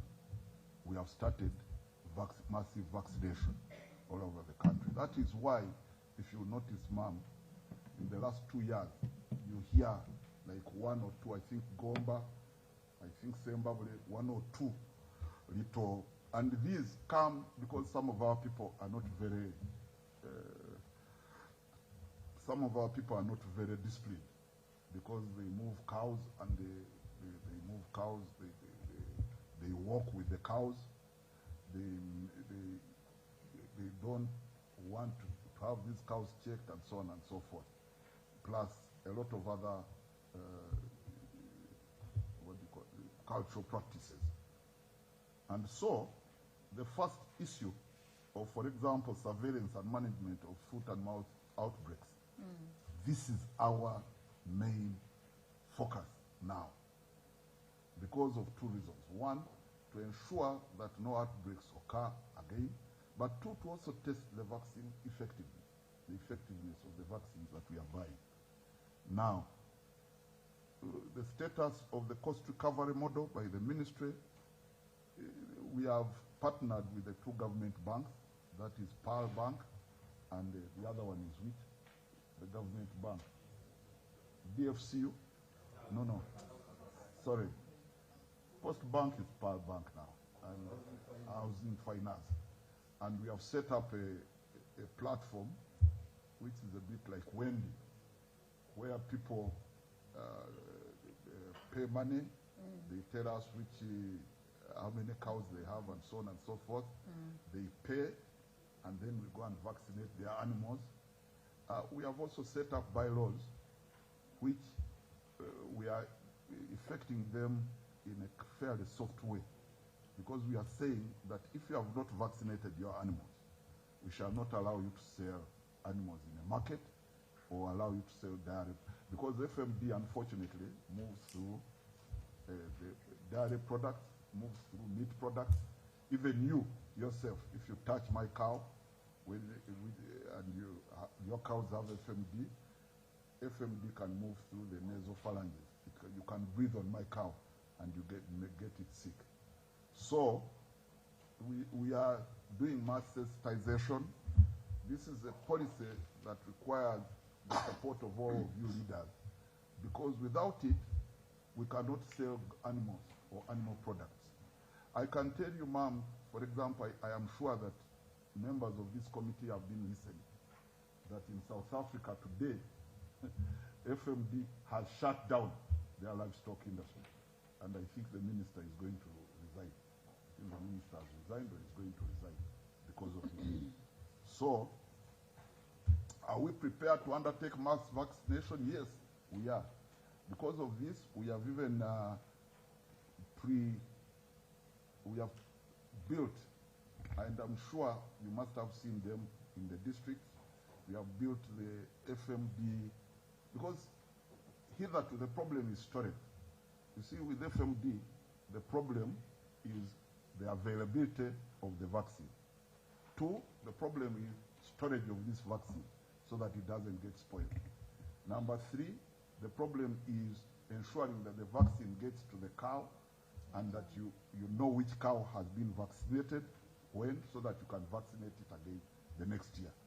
So we have solved all these problems. 1, by ensuring that we can now trace cows. We know who has which cows through vaccination. Because our question is, if the Catholic Church, Dr. Sewungu, if the Catholic Church knows who is baptized and who is not, well, again, respect. If the Catholic Church can know who is vaccinated against the devil through baptism, then surely we can know who has what cow and where. We have also built storage facilities in 53 districts. We intend to build storage facilities in all the districts as soon as we get the money. But we built so far, using Government of Uganda funds, storage facilities in 53 districts. And the beauty of these storage facilities is that they are completely solar. And I suspect that's why which expired. Because in some areas where we give them vaccines, the local governments don't have money for umeme. So what happens is that the fridges go off, and these people don't tell us that the fridges have gone off. The people, it is true. So I request that I finish. As you do finish, Yes. first of all, on the issue of the expiry of the vaccines, who is held accountable? And for those local governments, you will give us those local governments where you sent vaccines and they got expired. Actually, I want to know where were those expired vaccines? The commissioner is here. The commissioner will have to tell us where were those expired vaccines. Number 2, there are areas that we are complaining. Some got in excess, others didn't get. What process do you go through to identify those that you are meant, those the beneficiaries in any case? The other thing is look at item that is under 3.113, the last one where you see those pictures of the stores that you constructed. There is a query that at the time of the audit, the ministry had 3.3 million undisbursed vaccines, out of which 11.1 million, that is 33%, was about to expire or will expire in a year. So what is your comment on the undisbursed vaccines? Did you buy in excess? What happened? No. Madam, as I said, vaccines are not bought off shelf. So we buy vaccines based on plans. And what we do is when we plan, of course there will be vaccines which are for the next vaccination cycle. Our order is that these vaccines we must be able to keep them for at least 12 months. Now, the vaccines that are in Entebbe, it's not true that they are. Of course, if you bought them, for example, in July, and we are going to disburse them in April, for example, yes, there will be you can say they will expire in less than a year, but they are going to be dispersed, and many have been dispersed. They have been distributed. Now, we are. Yes, Honorable Shad. Let us begin. Thank you very much, Chair. Accounting Officer, thank you for laboring to explain. I just need to know how many districts in Uganda you have focused on, as in how many districts are keeping districts, and if we talk about the financial year, how many were covered in terms of vaccination, and how many was left unserved? We are going to vaccinate all the animals in the country. That's point one. Now, yes. Yes. I began by saying how many cattle keeping districts do we have?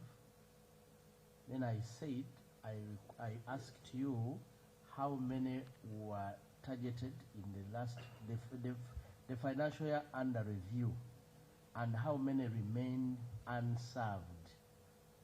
That's why I'm saying, Honorable, that we are going to, there is no district that, what we have done is to start from somewhere. Maybe the question that you're trying to ask is, where did you start from?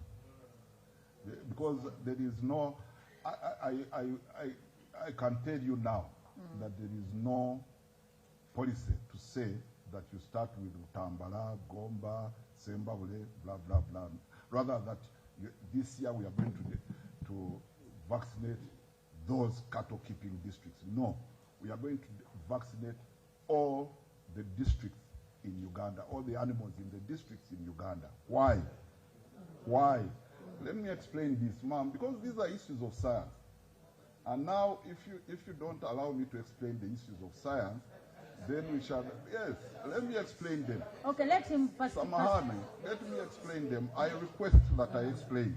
Accounting Officer. I request, Madam, because you see, you call us to these committees, sir, Madam, members, distinguished members of the committee. You call us to provide you explanations.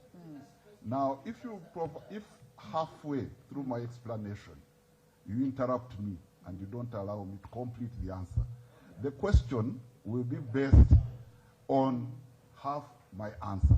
So I request, ma'am, very humbly, really very, very, very humbly, and those who know me know how difficult it is for me to be humble. So I request, yes, I request very humbly. The fact that you are humble today. I request very humbly that you allow me to complete. We are vaccinating all the animals in the country. Why? Because if you keep an animal which is unvaccinated, Honorable Seungu, or you, ma'am, or me, will give somebody a cow. And this cow will spread this disease.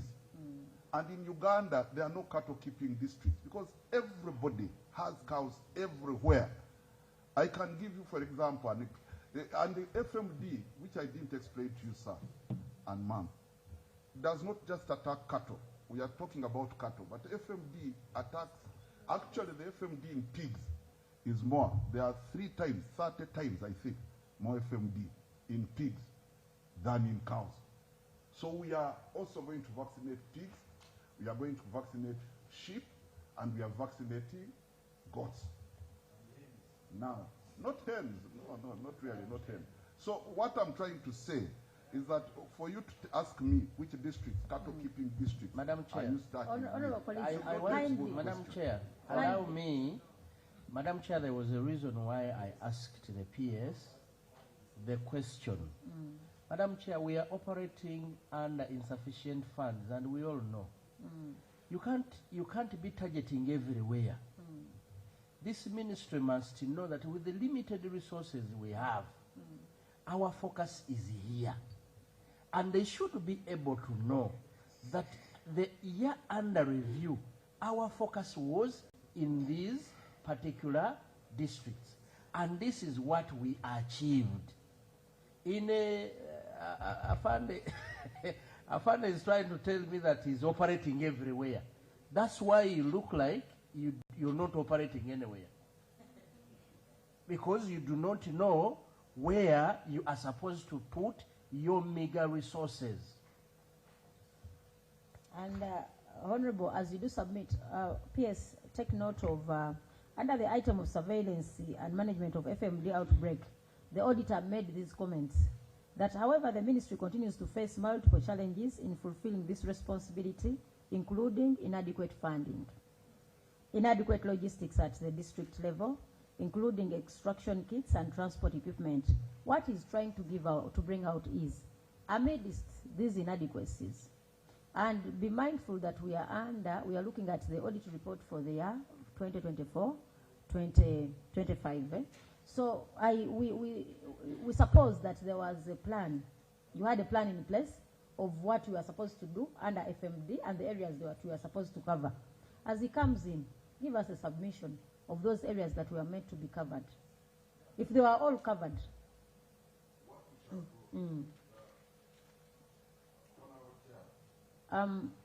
ICT, okay. What we shall do, Honorable Chair, is that we shall give you a copy of our vaccination plan, our vaccination strategy, where we started from, where we are, and where we are going.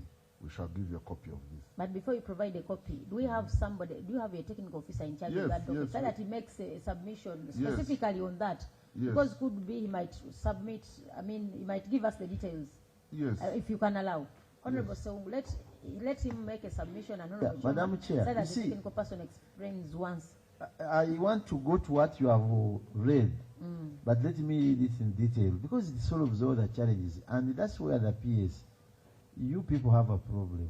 You have failed to address where your challenges are, and is failing to meet your demands. The auditors on 3111, as the chair has read, the multiple challenges in fulfilling this responsibility, including inadequate funding, who is that one? Inadequate logistics at the district level, including extraction kits and transport equipment. I don't know, Madam Chair. Under reporting of outbreaks, weak enforcement of livestock movement bans, and challenges of mindset change, where, due to the perceived low mortality rate of audited livestock, it becomes difficult to convince farmers to vaccinate their livestock against FMD. But my interest is on page 40, still with the same query. You have 44.4 million animals suffering from FMD. This is in the report, but we don't know how many animals you have. But when you go to B, the ministry does not have adequate storage facilities, Madam Chair, for the procurement, from the procured 50.6 million doses of FMD. At the time of initiation of the procurement on 19th August 2024, the available vaccine storage facility at NADEC, NADDC, and Entebbe could only accommodate approximately 10 million. 10 million out of 50 vaccines, 50 million vaccines. They could only accommodate 10. This one alone, he says, as a result, the ministry had to improvise a semi-permanent cold chain facility for NADEC to accommodate the assured vaccine, as refers to the pictures. What am I saying? Madam Chair, Minister of Agriculture, whether you, as the Honorable Saba has been asking, whether you are going to vaccinate all the animals, already out of the 50 million vaccines, you can only store properly 10 million. So the 40 is in danger, 40 million and above. But that's what is in the record. You can shake your heads, but you can dispute the auditors. Me, my interest, Madam Chair, as a committee, is to take clear observance of the challenges given by the auditors to the Ministry of Agriculture. But the Ministry of Agriculture, where you have a big challenge, is failure to give us, as a committee, your evidence demanding for these establishments that can facilitate the proper treatment and storage of these vaccines to clear this problem in the country. If you don't provide that, if you have not given however much money you will get, Madam Chair, the challenge will not extinct. Because once you get money, you are saying we are vaccinating all animals. But how would you tell me that you have a storage of only 10 million at Entebbe, yet you have procured 50 million doses? So where, if the 40 are wasted, then... Honorable colleagues, I have a kind request. This time I think I can mention the general here has an appointment. He's going to explain for himself, but want to see how to come out of it. He has an appointment with a certain delegation that has come to the country, and he's supposed to appear there in the docket as the PS for the Ministry of Agriculture. And he wanted to excuse himself. He's going to explain whether he has subscribed or not. So I kindly request that you on record and we see how to proceed. But he wouldn't, I don't know, you can advise, but there is an issue on contingent liabilities that he wouldn't leave untouched. He's not coming back. He's going to leave the Undersecretary, who is Madam Archer Mary, is the accounting officer for now. Mr. Mayanja is the accounting officer. So they will be able, not being able to answer. Accountability is person to holder. Though we are trying to see how to, because at least you have appeared. You would have given an excuse of not coming. So we want to acknowledge that the accounting officer is around, but also allow flexibility. I don't know. You are going to see how best you can proceed. So, no, in brief, it's all of us. Chair, those are your powers. So, and if he talk to you officially in that direction, he has a big delegation who is sitting in his position to handle the matters. Because for us, we cannot. For me, I see enjoy looking at him. Others are saying we are fine. But once you give a decision, we continue and conclude. For example, the issue as I've raised here, they are pertinent. It's an observation by the committee, and that query can be handled, because if the auditors have looked at the poor funding, what can they solve in this problem other than trying to explain as if you're in a policy committee? So you have no money, you will not solve this problem. We take as an observation for recommendation. He had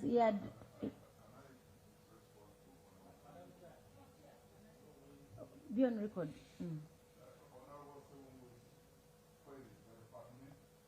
I request that you don't switch off that microphone. Leave it on. Honorable Seungu's query is very pertinent, and I thank him for it.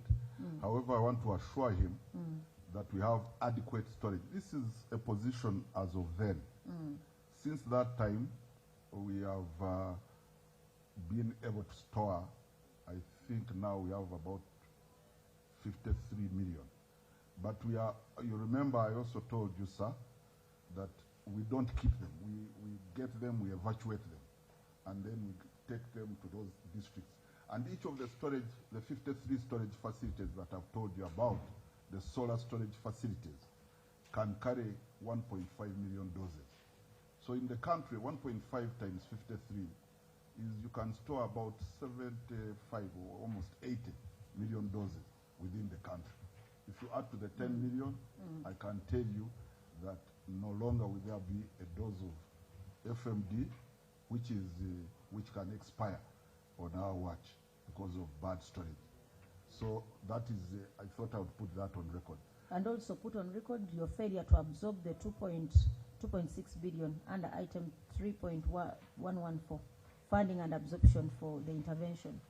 You get money, you fail. This money was meant for you failed to use the 2.6 that was meant for procurement of refrigerated motor vehicles and motorcycles for vaccine transportation.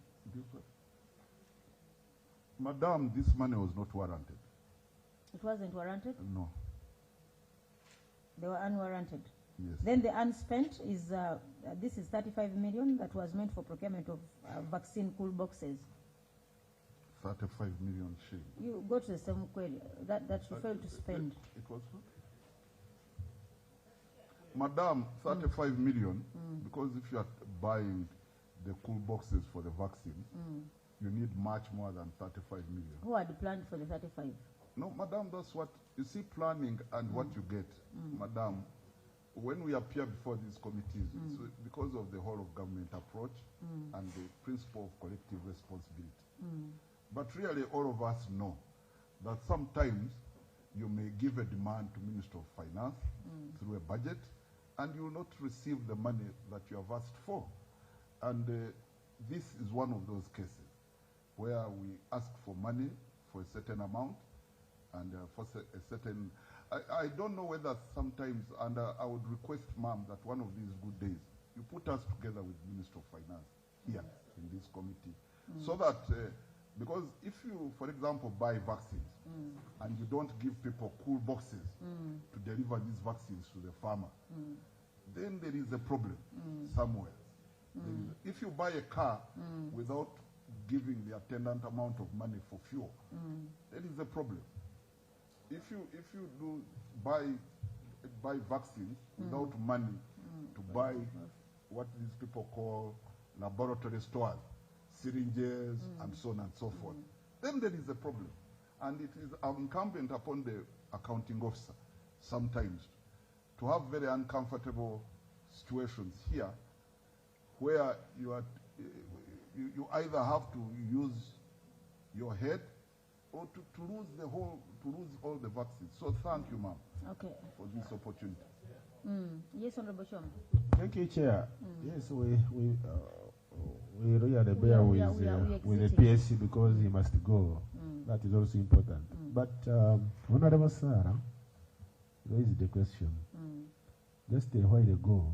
Honorable Shabi raised precisely the same question, and all of us were waiting for that answer because we are seeing 33.6 and distributed the vaccines, the 11, but we come from these districts, some of them from the cattle corridor, okay, and it looks like for you, Honorable Chair, you are somehow lucky in Zimbabwe because you said some places receive excess, others. Did I say in Zimbabwe? No, you said some places. But for us who are around, we have not seen any distribution of these vaccines, even at times when the foot and mouth disease is at peak.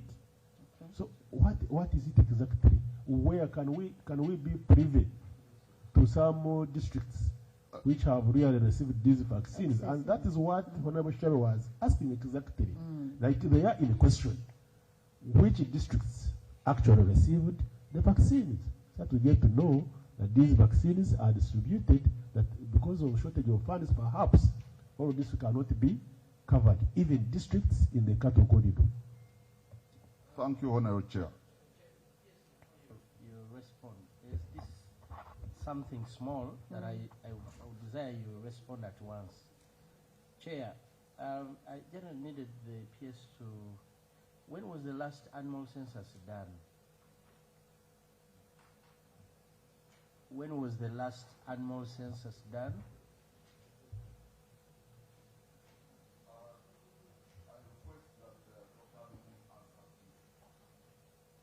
You leave it on. I request Dr. Demun. Thank you, Honorable Chair. Thank you. Through PS, the last census was done in 2021 by UBOS in conjunction with the Ministry of Agriculture. Thank you very much. That implies that you know the estimated number of animals that we have in the country, and that's the denominator you use when you are doing the purchase and planning and the rest. Yes. Can you give us an idea of how many animals you have in the country? The number of cattle is about 14.5 million. I will not have the exact figures. The number of goats is about 18 million. The number of sheep is about 5 million.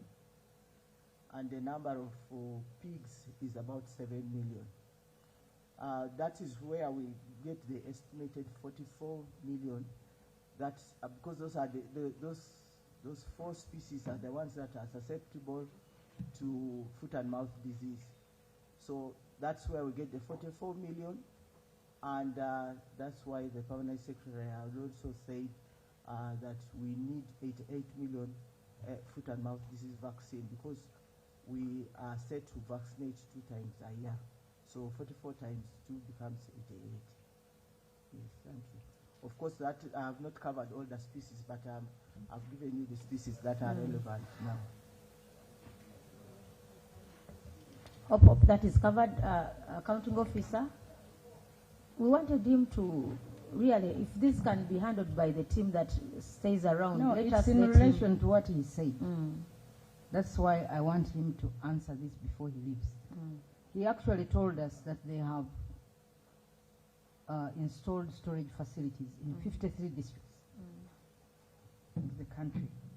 However, Chair, looking at the Auditor General's report, the Auditor General actually states that inspections carried out between 25th and 28th November 2025 in 23 districts revealed that 48% of the facilities were yet to be completed. Specifically, 12 facilities were completed, 5 were partially done, while work has yet to commence for 6 facilities. So when you say you have installed storage facilities in 53 districts, and yet the auditor says 46% are yet to be completed, so what exactly did you mean by you have installed? Which means these facilities are not there, not... No, thank you very much, ma'am. This is a dynamic situation. I mean, as you rightly said, ma'am, this was November. We are now at the tail end of February. I would invite you and the auditors to come. But I invite you to come and visit these. They are there. No. So what I'm saying is, yes, acknowledged, maybe at that time they were there. That was the situation. But I'm reporting the situation now. I think that's the reason as why you had LCs. Yes. I'm reporting the situation as it is. And I would invite you on record. I'm on record now. I would invite you to come and carry out an inspection tour of these facilities. Honorable colleagues, let's leave, Silas, Honorable, just allow us to leave the... Before the PS goes. So that he knows me as one of his members. Yeah. And you know, Madam Chair, the atmosphere remains very good when he stays around. So it is always vital to have him here with us. It is also possible for the other person to go and represent him, and he stays with him. We have been missing him. Yeah. So your proposal is that... first to introduce myself fully. I'm Silas Augon, MP Kumi Municipality, a member of this committee. And I've been longing really to interact with this team. So I was busy doing research somewhere about this. That's why I delayed to come. Otherwise, we're happy to be here. So I propose that you delegate somebody to meet the other team and stay back. Thank you. Thank you, ma'am. Chair, honorable members, I beg your indulgence. This is a team from the United States. They are here to look at 4 things. 1, to look at support, partnership with Uganda in issues of agribusiness. 2, support in research and development. 3, some issues of these organizations that you are talking about. They are also concerned that we are not members. We are members that we are not paying. And 4, they are looking at ways of, our exports, agriculture exports to the U.S. is only about 79, 80 billion US dollars, which is really, it's 5% of the 4.1 billion US dollars that we send there. So she's Assistant Secretary of State for African Affairs, but specifically in charge of this region and in charge of agriculture. So and they wrote to me a long time ago before the committee had issued their invitation. Actually, ma'am, as you know, I had requested to excuse myself from this committee because though it is very impolite for me to get a person of that stature to wait in my office, to wait for me when I'm going to beg her for money. So I really request that you allow me. We allow you go, but as you leave the meeting, take note that agriculture has serious issues, especially in issues of procurement. And we have been told that the reasons as to why there have been delays in procurement was because the accounting officer used not to be flexible. So many things used to spend a lot of time on your table. So as you go, take note of that, there are so many things that are going, there are so many things that are going to be handled. They have serious issues in procurement. And the LCs that you've seen arise out of the delays. And the complaints have been zeroing around an accounting officer who takes a lot of time to approve and do all these things. But that is you don't have to give an answer, but just take note. If you happen to reserve some time and come back, you will. Madam, thank you very much. Thank you very much for that observation. It's a very valid observation. But my question has always been, even to the auditors, even I've had occasion to even talk to the Auditor General, whether the mark of efficiency is how fast you spend government money. If this committee tells me that this is the mark of efficiency, that I should be very quick in approving things and lower my standards, I will take the advice. Accounting officer, the mark of efficiency is to be efficient. So I want to thank you and take note that we have observed. Time is money. Accounting officer off. We really take note of your appearance today. He had requested to be postponed, which would have been bad on his part. So, General, our comment is also, you talk to other generals to be as polite as you try to be today. Because, I'm telling him as a Ugandan. So, as a general, tell those generals also to calm down. Thank you, honorable colleagues. For some few minutes, let's... Chair, ma'am, as the accounting officer leaves, accounting officer, time is money. When you delay to expend the resources that you have, and that leads to under absorption, it means you're depriving other entities that would have had that money and spent there. So we want you to have whatever money you have, let your decisions ring quickly and it moves such that you are able to move. Yeah, the 52 billion shillings of oil palm.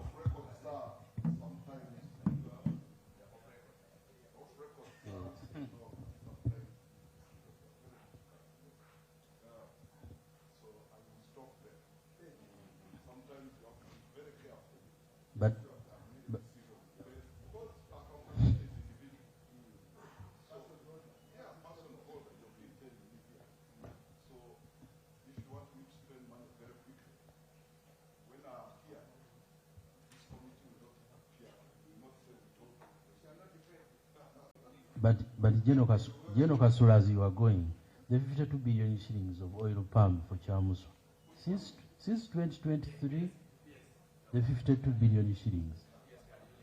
Eh?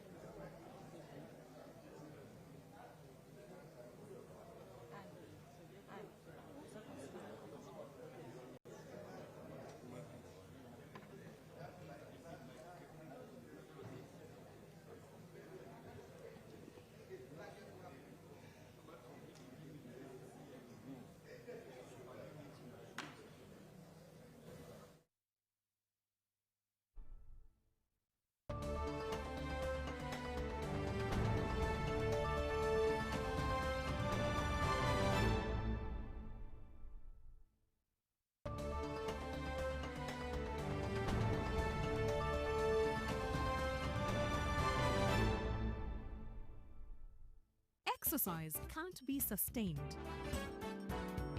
Eating can't be stopped.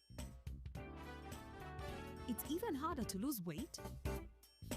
Come and give it a try. Genshikang L-carnitine chromium capsules.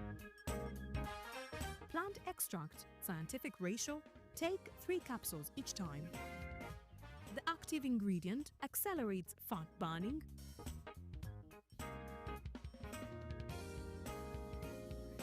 Eat twice a day. Don't take a detour.